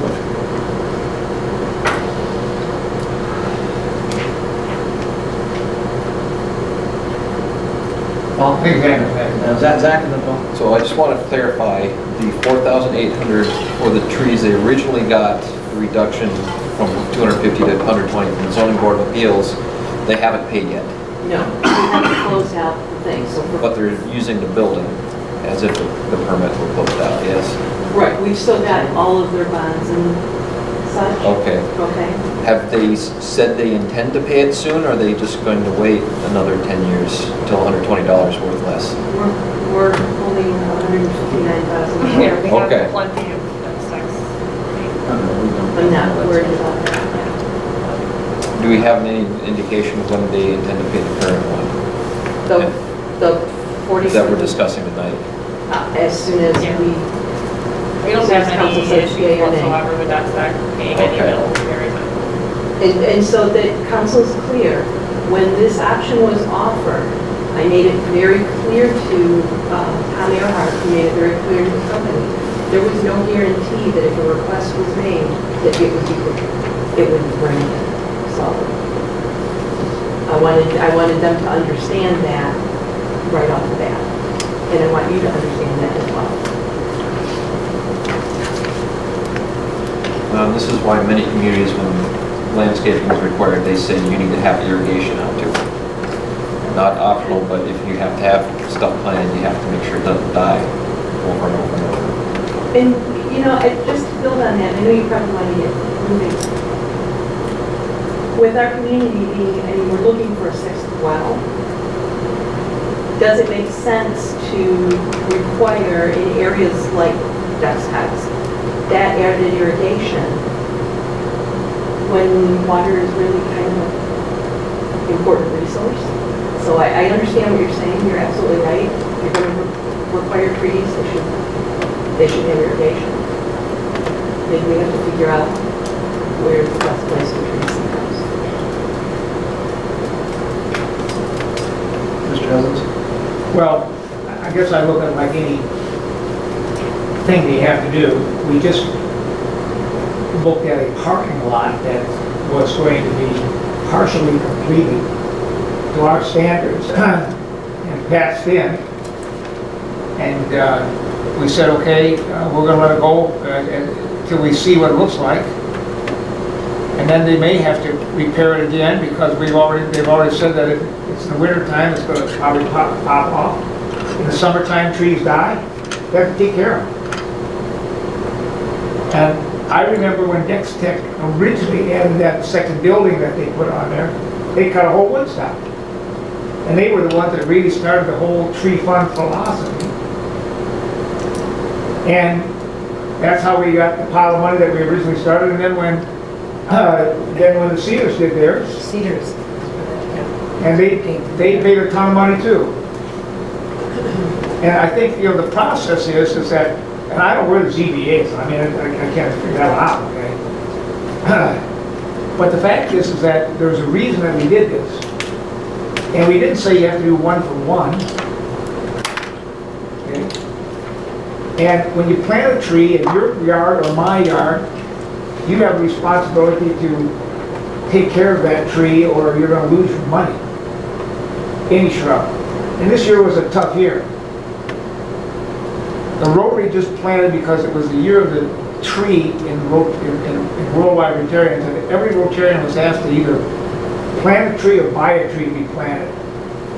We got 45 of them that we planted in front and along the edge of the new fields over there on Park Road. And if you wanted to talk about a year that was a lousy year to try to get the tree alive, this is it. You had what, 28 days, we didn't have a drop of rain. And we arranged a process there of watering ourselves and other help to get it done. We're going to lose about 5 trees. And we're going to replace those trees. It can be done. And I don't have any sympathy at all about them not having those trees dying because you didn't do a thing to help them out. Right, but let's stick them in the ground. So I'm going to vote no on it. I'll say that right now. I have no sympathy for them at all in their process. And I will vote, I will consider this tax $150, but it should be 203 or more, or 300, because the price of trees have gone up.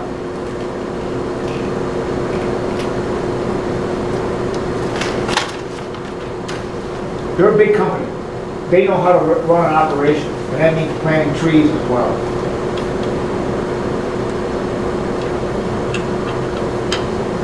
Mr. Smith?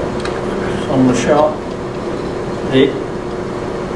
the price for the first 40 trees, that's already set, right? That's set, yes. Okay, so we're only discussing whether to allow a reduction on the 48 that died.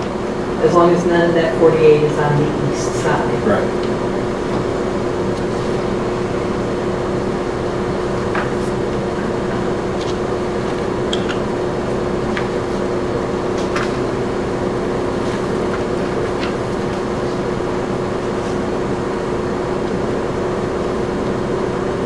Did you have further questions? Just wanted to clarify that.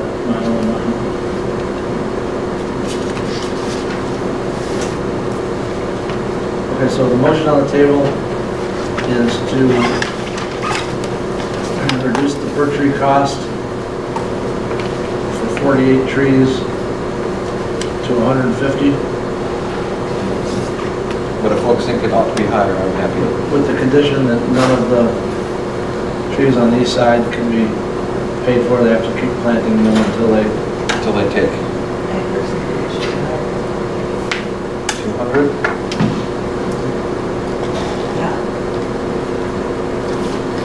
Well, let's tell it that. Tell it that. If that's what we think it should be higher, Then I will amend it to 200. Lane is okay with 200? All right, so the motion is now to reduce it from 250 to 200. The same condition on the east side, not being eligible for that. Then who was the second? I'm sorry. I've got Michelle's and Knight Thank you. as the original motion maker, then the friendly amendment one. And one of the reasons why I'm comfortable taking a bit less than the full tree cost is that I think we can put these trees in places where it does more good for the community than along the field. Again, with the notation that the east is still a screen. It's a friendly neighbor.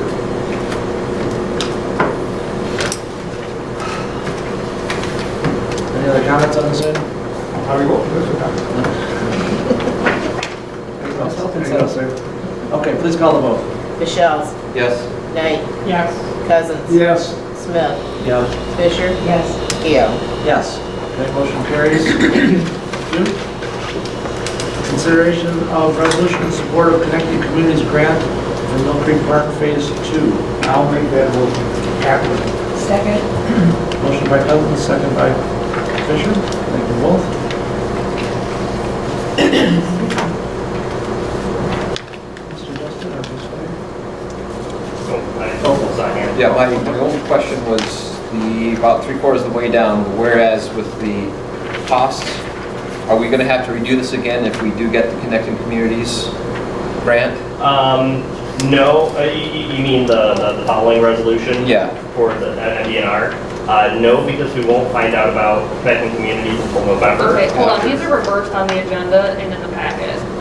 So just so we're talking about the same thing. So the DNR is this, somehow this got reversed. Yeah, sorry. That's why I looked at it. Yeah, so what we're talking about now, if we want to go with the packet, is the DNR. Yep. I thought it was the opposite, we just missed that on the So actually, agenda. 5 is 6 and 6 is 5. Yeah.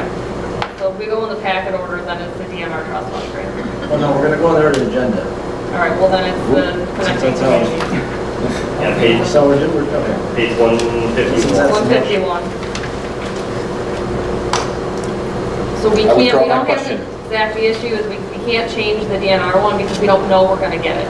We can only include in the trust fund resolution things we know we have by October 1st, and we won't know we have this by Okay. October 1st. So that's why it's shown that way. So, you made the motion. Well, Paul said the connecting community, didn't you say you were making the motion for the connecting I communities made grant? it number I read the agenda on L5 as support for Connecting Communities. Okay. You said that's the motion he's made. And that's what I supported. Yeah, so we're dealing with what was in the packet as L6.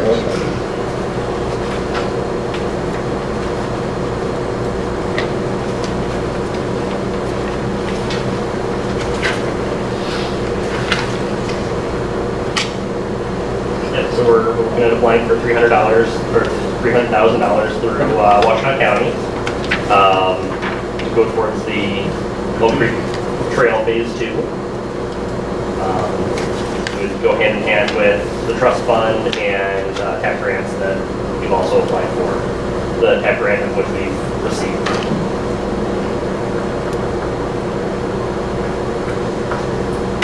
You understand where we're at?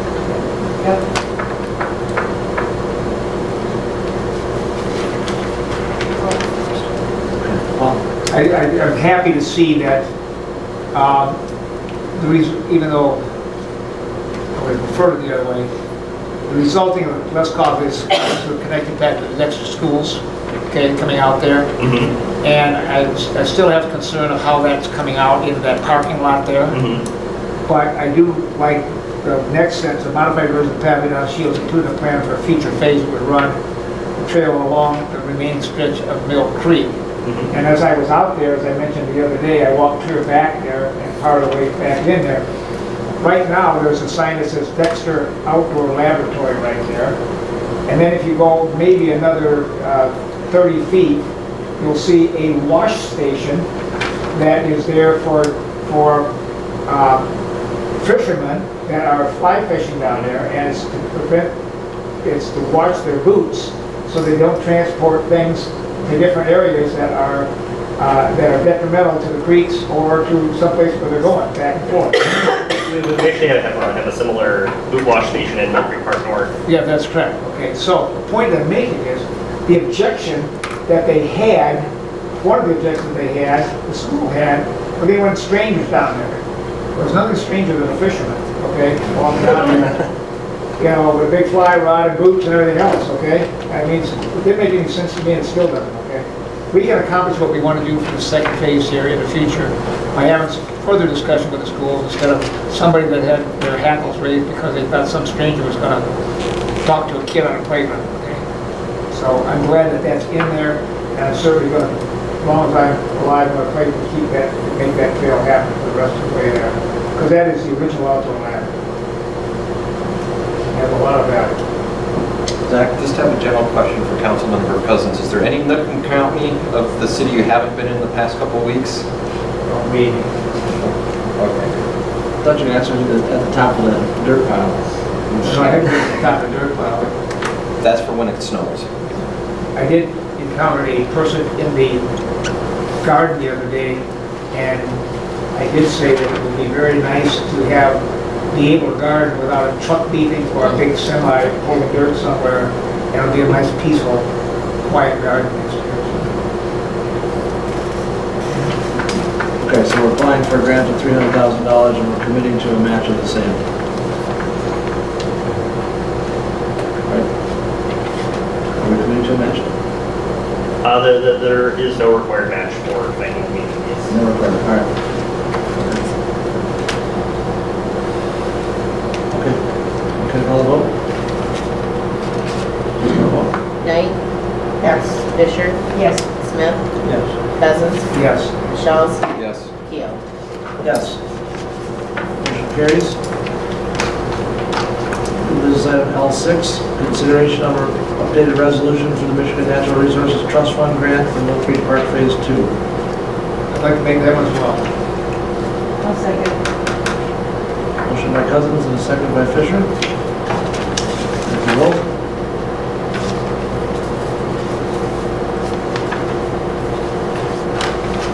Mr. Smith? I have a question in the resolution. The first whereas talks about accepting grant applications for the next grant cycle up to April 1st, 2018. Yes, this is an addendum to our application that we submitted earlier in the year. So it's more or less a copy and paste of that resolution as an update with some tweaks to the costs and matching portion. So we don't have to state that this is an addendum anyplace? No. Just kind of substitute? Courtney, remind me how much of our match that we have set aside? We have 185,000. So can we hit the other, if we don't get the connecting communities, do we have enough to meet the 606-308 obligation? If council wanted to shift that to a priority, I mean, we could, but I doubt we would move forward with the project. We didn't get connecting communities, to be honest, but. Well, and the other opportunity available to us is if the feasibility study works out to where any portion of phase 2 falls in the Iron Bell Trail connector, then we're eligible for additional funds through the Friends of the Border Trail. Or the Huron-Waterloo Pathways Initiative. And apparently they have a sizable amount of money to contribute towards segments of funding that contribute towards the Dexter to Chelsea connection. Do we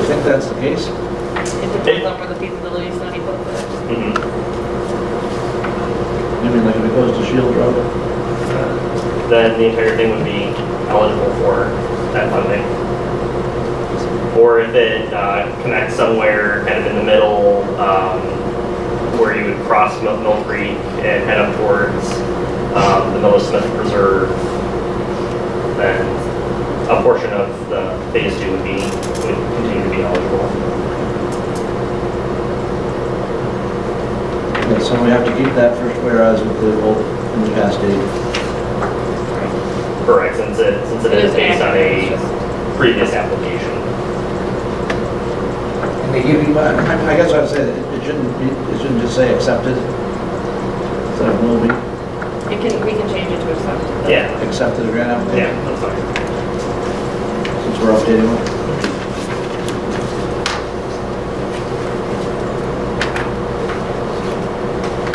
Any further comments or questions on this item? I guess the grants will be awarded in the spring, November. no, this November. Yeah, it's a pretty quick turnaround time on these grants. Basically, we submit the grant, and then at the November Washtenaw County Parks and Recreation Commission meeting, they make the Are you talking determination. about trust fund, Paul? I'm talking about the trust fund. For trust fund? Yeah, so they've conducted a preliminary evaluation and determined that all of the submitted materials that we submitted were good outside of the resolution, and that's part of the reason for updating it. And then I believe we get preliminary scoring in either October or November. And Patrick, maybe you have a better idea. Trust fund. Yeah, he doesn't know. Okay. Yeah, I think it's either October or November that we receive preliminary scoring. Last time we were third in the whole state when we got our. We did have the advantage that we had never gotten one before. Right, that helps. I think we could have flown back to the Atlantic to Dexter on our feet without getting in the car.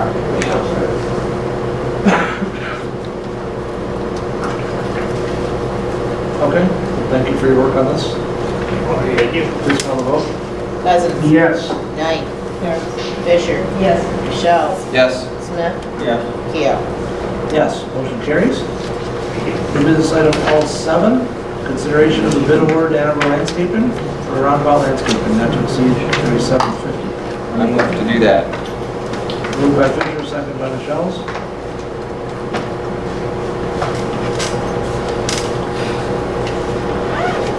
Any discussion? Seeing none, please call the vote. Knight. Yes. Fisher. Michelle. Yes. Smith. Yes. Cousins. Yes. Keel. Yes, motion carries. Thank you. New business item L8 is a discussion item of future road projects. So we went back after council's last discussion, did some cost estimating for different projects. And then put them sort of in a preliminary order. So I guess we were just looking for any feedback and thoughts based on the estimates and then the street fund account activity. You can kind of see where the projects fit in the over the next 4 years. Obviously, the Central Street year is already set.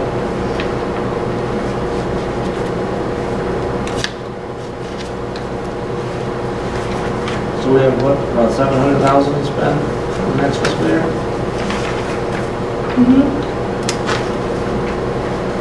It's like $650 a year, kind of average.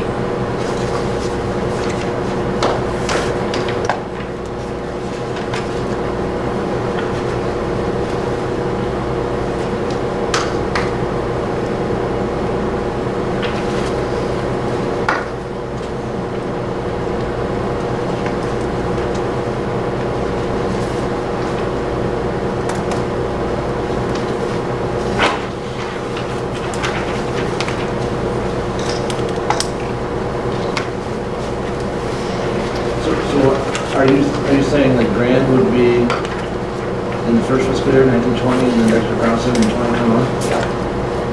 And then that's in And then two sidewalk projects in 2022?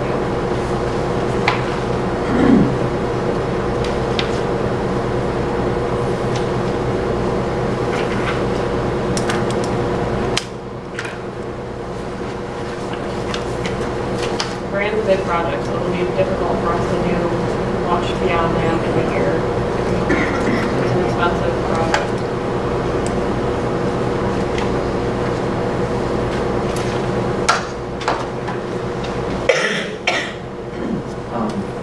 Zach?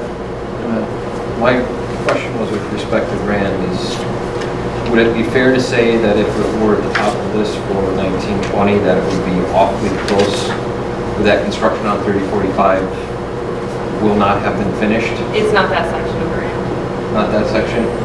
No, it's the other direction. Okay, okay. Thank you.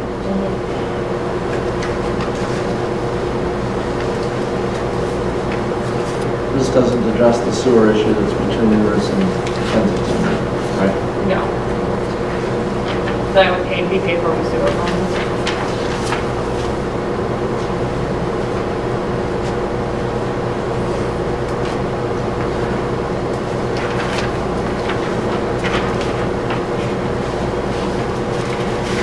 I'm okay with, all right, Mr. Jones?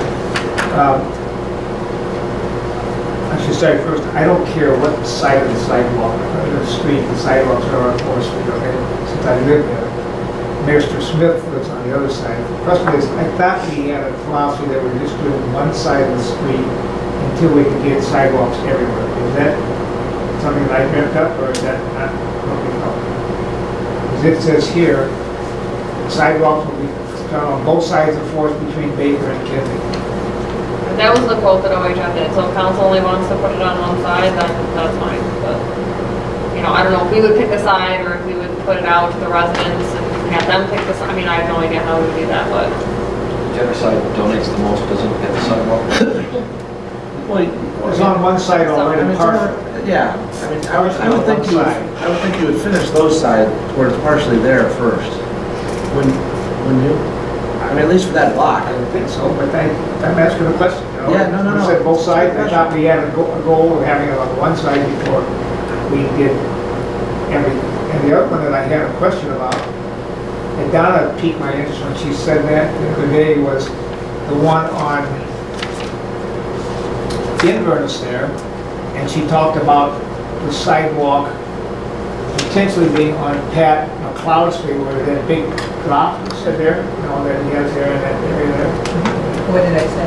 I thought you said, how are you gonna do that? Are you I gonna did build say it up, that. or are you gonna put a, Yes. there, and I guess once again, that sidewalk is complete on one side of the street, it's not the other side. So I don't think there's a necessary need to have that sidewalk on that side. That would really be expensive to do that anyway, so, I mean, I guess I just felt that we're trying to do one side of every place instead of two sides of some places. And that's fine, it doesn't really change the ordering and the cost, because it'll still be fairly expensive, so, you know, that would be more of a design detail that we would get to in that year. So is this I guess it's an action item, no, it's a I guess I don't have any problem with getting the grand design done and figuring out, you know, if that's a fine cost.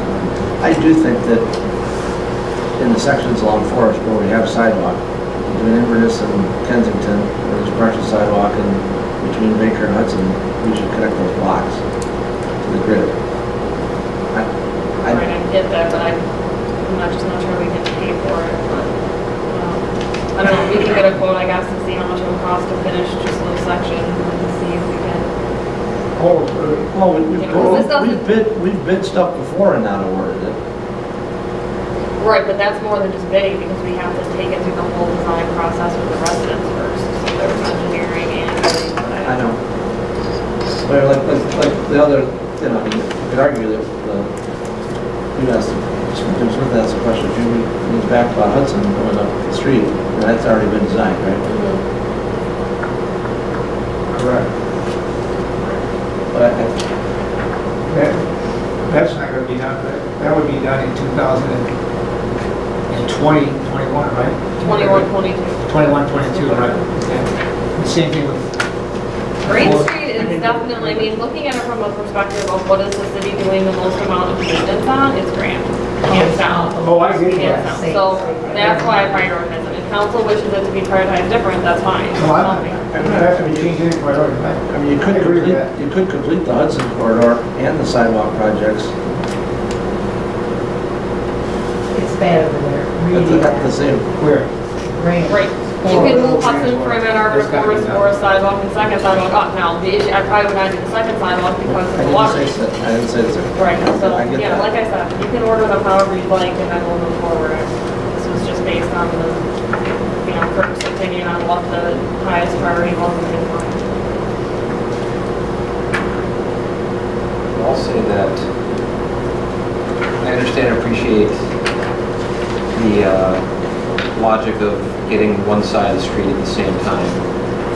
I think if we're able to do two at the same time, there's some advantages to that where you can have one community meeting and you can design both sides. So we at least ought to plan both sides at once so we don't have to run multiple meetings with the same folks. I just want to throw an alternate opinion out there that if we can make this a big impact, I think that'd be fantastic. So are you saying that you can plan both sides, but you could still construct just one side or one of it? Potentially, but if we got the money to do both, I'd like to see. Yep, we ought to at least plan them both at the same time.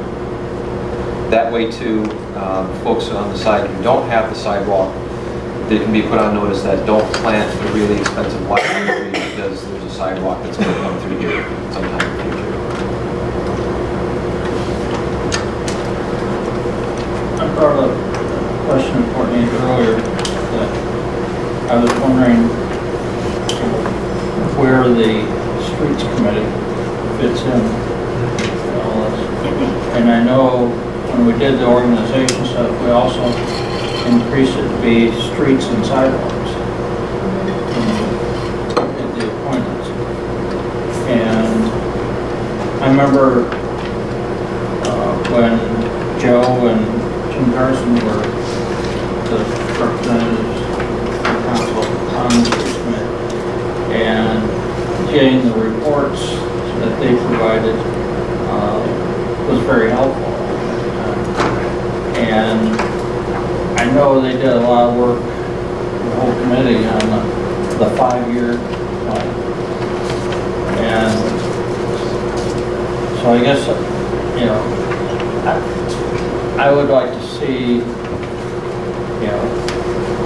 whether the committee, the council feels the committee would be useful again, because are we coming up to the end of that 5-year plan?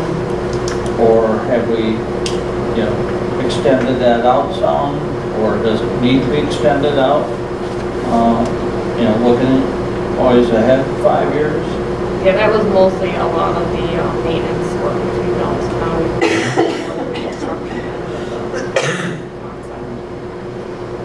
But, that's what I was just wondering, whether, would having some, committees, meetings to just go over some of the stuff and, maybe be able to provide some input, early on in the choices, or why the choices are made. It's there.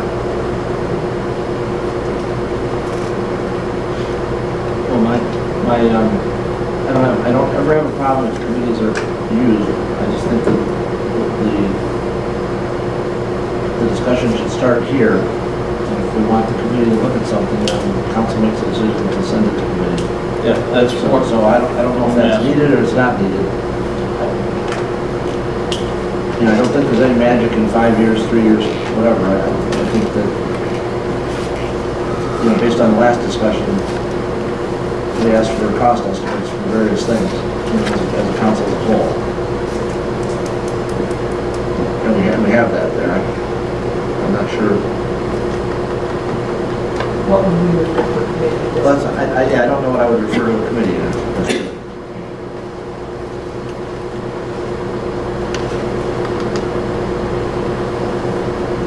Courtney, when do you need us to decide on this discussion item? When do you need us to,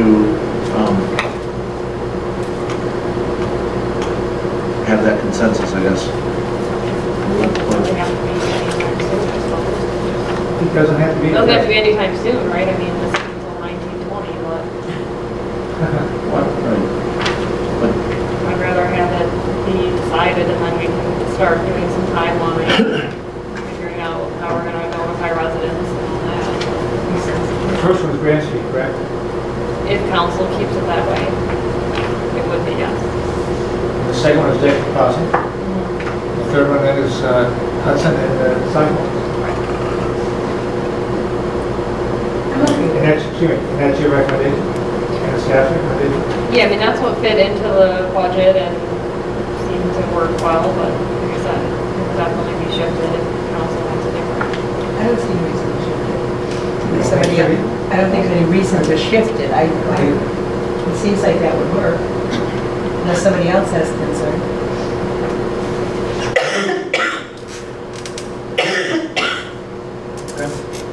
I agree with that. I'm fine with Grant being retired. I would only say one thing, and I'm surprised that maybe somebody hasn't said it yet as a citizen, but when you get the statement here, is the project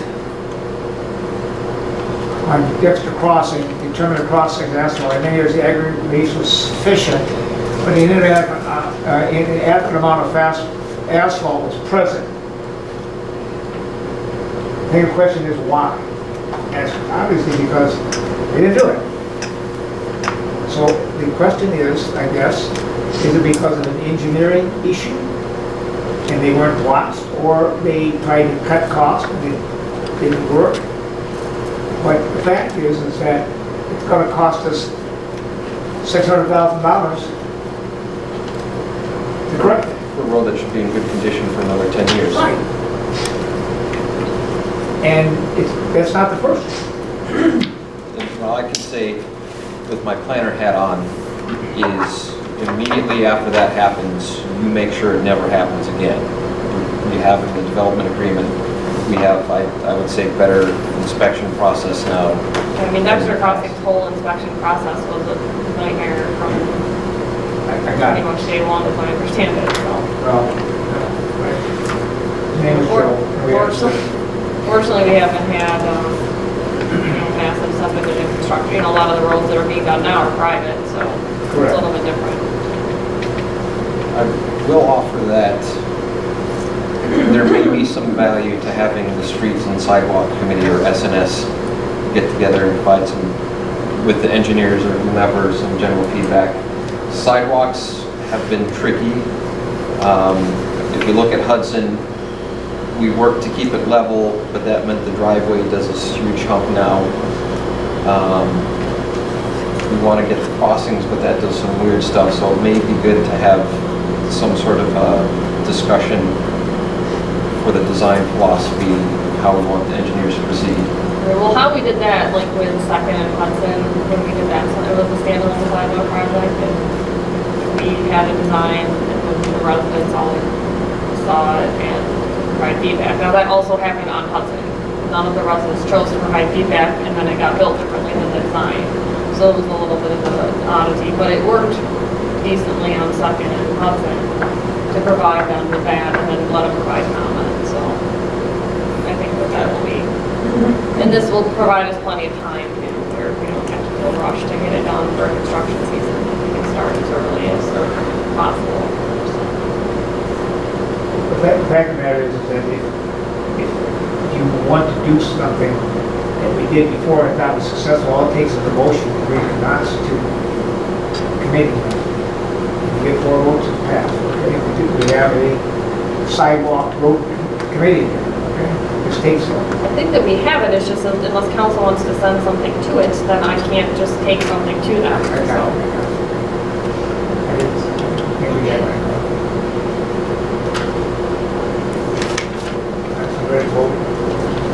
You do. Not related directly to this, but on the topic of streets. There was talk about when the county paid the from Ann Arbor Road in front of Dexter Crossing, that they wanted us to take over. Oh, yeah, they haven't brought that up. I think they're busy. That seems like more of a winter conversation. Yeah, I just didn't know what, you know, He has not brought that back up. Let me ask him to read my doctor on the calls. Okay, so the general takeaway from the discussion is that the order that staff's provided seems logical and planning in that direction. This week or in the schedule. Yeah, we can lay that out. Okay, new business item L9, discussion of youth board members.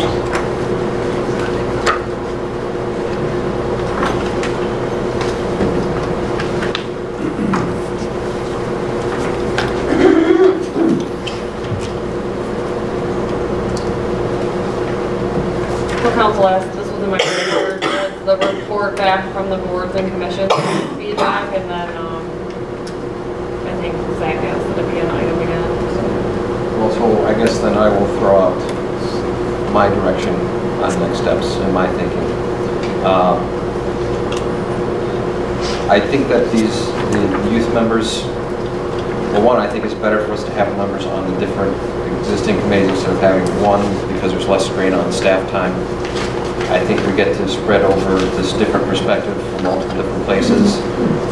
And I think it'd probably be easiest to start do what our Arts, Culture, and Heritage and Art Selection Committee as non-voting members, since that's easier task to do by resolution.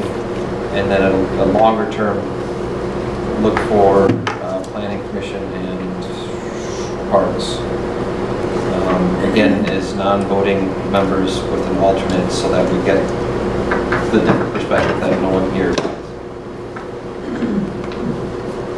I will say that the concept of adding a seated, whether voting or non-voting member to ACH was met with a lukewarm reception. At best. It was met with a very welcoming reception at Parks Recreation. But just as an FYI, ACH provided some feedback that it would prefer interested volunteers over regularly seated. And so theirs was, if kids were involved, wanted to be involved, they'd be here already, right? Basically, just, I don't see kids just going out to a Tuesday night meeting at the library on their own. Yes, you may. Whatever we do here, I think we need to take a look at what it is that we think we need. I think we need to be super careful about our students and the way they're received. And so if we dispatch this person here, dispatch that person, and the welcome is not there, that is not good for kids. We need to figure out if we really want these kids to be here and exactly what it is that we want to do. We want to meet them. Who's going to supervise them? How are the contacts going to be made? And really, what is your expectation of that kid? Because if that's not laid out there, then I worry about the student. I don't worry about us being more work for me personally on that committee or whatever, but if they're not going to get a warm reception, that makes me nervous. Well, it makes me nervous that we have committees that wouldn't want input from a very important demographic. I don't think that they said that they would want input if that's what you took from what Justin said. They felt that to have a person sit and vote or to sit in a spot and actually do that part of it, they would rather approach that. We would welcome anybody to come in that's interested. Plus, they would love to put them into this volunteer pool because that's what ACH means, is volunteers. So I don't think they really were, I think it's the idea of the structure piece of it that looks very, very complicated. I think that's where the snag was. Does that make sense? I think you're right in that there were a lot of questions about how we would get the students, how they would be managed, what our expectations were. Are they appointed as other committee members would be, or do we contact the schools and does someone at the schools recommend someone? There were a lot of questions that weren't necessarily, that staff couldn't necessarily immediately answer. Measurement of success. would be a successful program. Paul? As a former teacher, I don't understand why there'd be any hesitancy at all in having a student that's in the upper grades coming into a meeting and sitting there. I don't think you should be voting members. I think you should have input. If we're trying to encourage young people to be more active in government, which I think we find all the time, we should give them every opportunity to do that. And as Zach said, there's not going to be a kid walking around the streets, I don't know, going out to cultural heritage. But if it's proposed that they can do that, or go to the parks, because they use the parks a lot, they may like some of the art that they see. They may want to get involved in that, or maybe they're an art student and they'd like to be involved more in that. The student council that works for the student council there, or the person that they have in the schools, they have a representative there.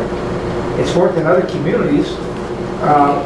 It's like we're afraid of nothing.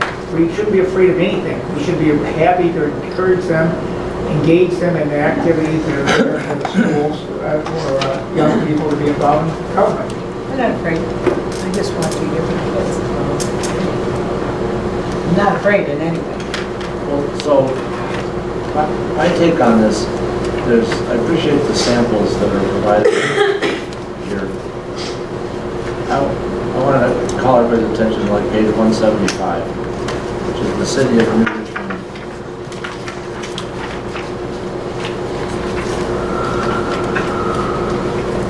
If the questions are being asked, what's the structure and how do we do it? This Wisconsin. I'm looking at the city of New Richmond, Wisconsin, which is just one page. Okay, but for, you know, I mean, I think we could put together something like this. You know, this one has eligibility and selection and expectations, which answers a lot of the questions that are out there on all those other pages from the different boards. I think we could start by just saying we want to have a student representative to parks, if that was the most warmly received spot,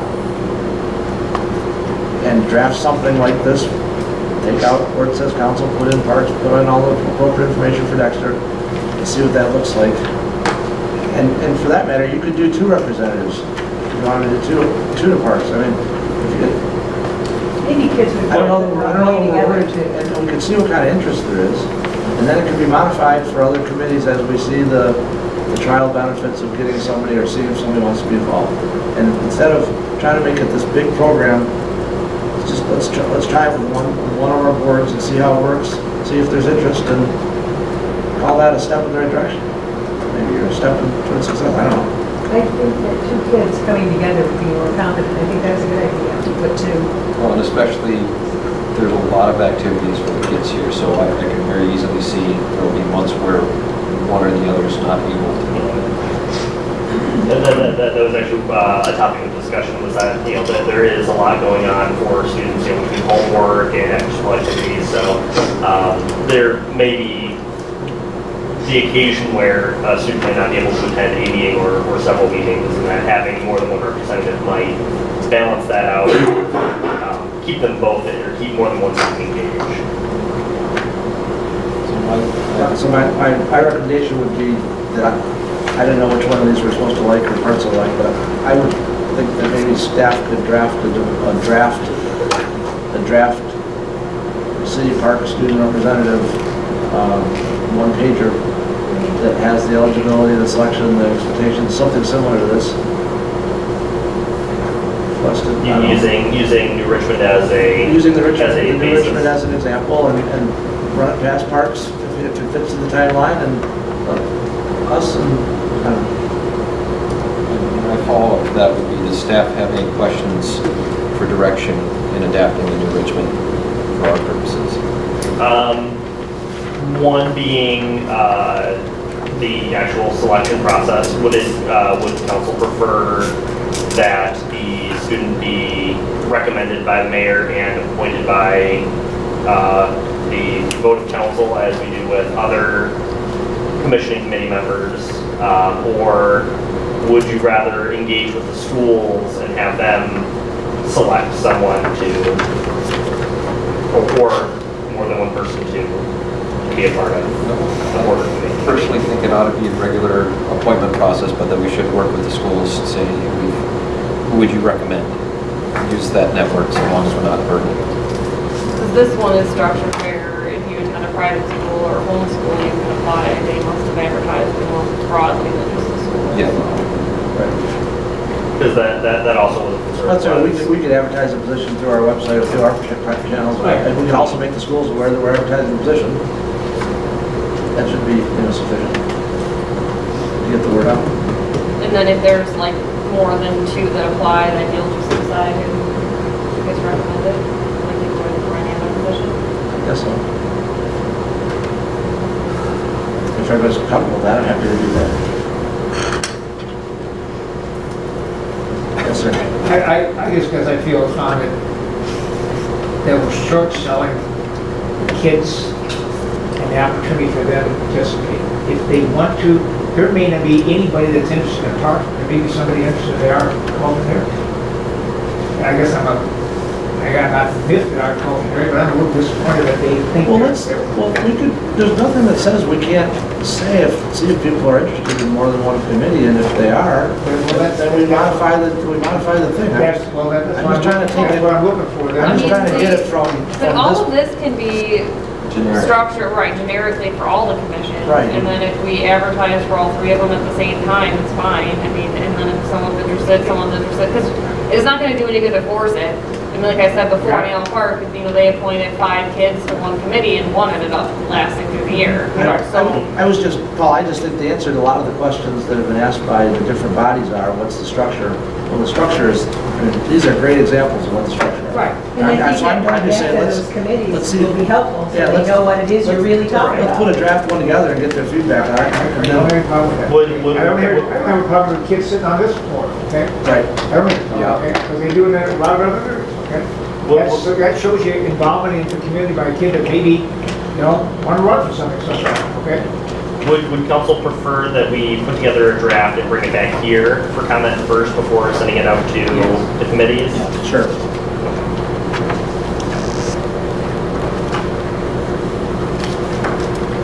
That way there's some answer to questions that they might have posed.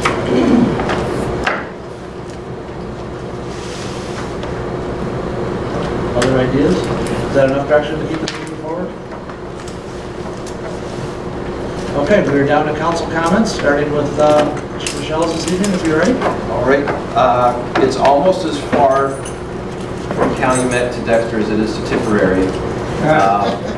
So last Friday night, Saturday morning, I rolled back at about 2 in the morning and I saw the same 5 or 6 cars parked on Main Street when they're not supposed to be parking. So should have brought it up during earlier report. Where are we in the process of notifying folks on Main Street that we're actually going to be enforcing our no overnight in 1 hour? Or is that for Mr. Auerbach? The 2 hours Surprise. Actually, it's good I waited till after the report then.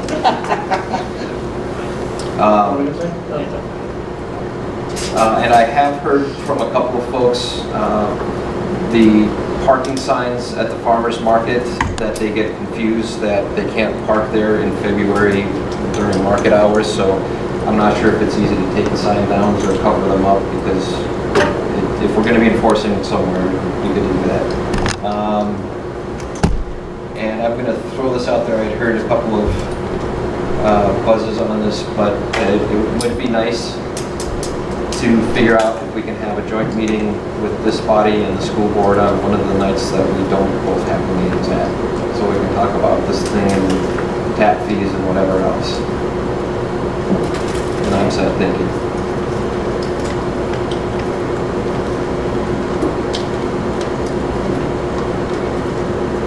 Ms. Knight? I have nothing, thank you. Mr. Smith?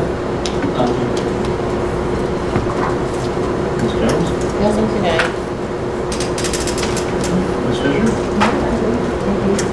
Mr. Felton? I was able to attend the community, I guess called workshop, the design, the designate, and I went in there and feel, quite honest, been through those before, and I didn't know what was going to happen. I was really pleasantly surprised at how the process worked.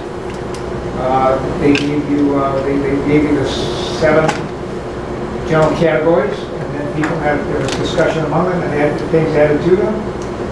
And you got to vote for, by putting your little dot up there, you got 21 dots. You can vote for multiple ones after a certain period of time, but usually you're supposed to not put no more than 2 dots at one spot. And then they changed it at the end and said you can put multiple ones. And then the second phase was you got 7 dots, and then that was narrowed down to 3. And I was pleasantly surprised at how it worked out that we focused in on senior citizens, on youth. And the third one was, mine's blank right now, it was very general in there, but it really focused on some of the things that people had felt that were important to this community. And I thought it was really, really interesting the way that everybody came together and worked really very well to have that all done. That report has not been finished yet, but it will be given to everybody, and I'll make sure we get copies of it. Because I think it impacts our community, impacts some of the things that we do, and something that we will impact as well. And if you haven't heard the reason that I'm here tonight, it's because the rivers in Germany, and the Rhine specifically, are at a 70-year low. I guess you can see the bottom of the Rhine, and the boats are going down, so our trip was canceled. So we are here. We went to this weekend we went to the Olive Fest down in Brooklyn, and this big weekend we'll celebrate my birthday and our anniversary down in Detroit at the Jazz Fest, which we're going to miss. Now we are. Happy birthday. Thank you. And 58 years. Wedding dress. On one side of this, I don't know about the other. I thought you were saying you were 58 years old. No. It'll be the big 8-0. Okay. Anything else? Okay, is there any non-arranged participation? Please. So I forgot one thing in my report. You may recall that I had indicated that I was going to have a meeting on Friday with a development interest for 8180 Main. I did meet with a group of people after joining me. They had questions on infrastructure. They want to do luxury apartments. They're not anywhere near ready to come in for a pre-app meeting or site plan review meeting. They've got some work to do on their plan, understanding what they can and can't do because certain areas of the bank are completely controlled by MPQ, where they're going to get their water from, and how much density could really be accommodated there. So, can you tell us without a number? Where is that? Tell about. What are you talking about? luxury apartments. Where? Mill Creek. 8180 Main. Where is 8180 Main? Give me a space. Mill Creek Sports. Mill Creek Sports. Thank you. Just say that. Now we don't know what it is. We don't go by addresses because there's no address on that site, okay? So, yes, the former Mill Creek Sports property. Thank you. Now we don't know what you're talking about. So that was it. I just wanted to let you know that we did meet, and we'll see what comes out of that. Thank you. Any predictions, County Commissioner? Sure. Are we going to have a work session next meeting or? I think Alan said she wanted to be at first and then have a work session.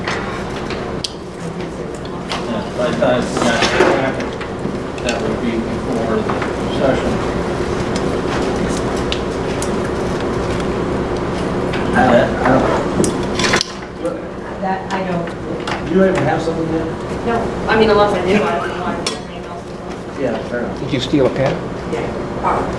My advantage, I'm supposed to have it for this one. Why don't you find out how substantial it is? I'm sure you're going to have it.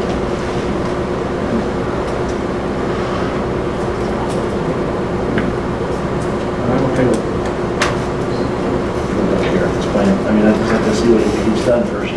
Then if they need to jump meeting, we can do it. I don't know that there's any urgency to have a workshop. And it's the same day we receive it, Jim, frankly. Do you? No. Well, unless you're thinking you want David to come present it. Well, not knowing what's involved in it.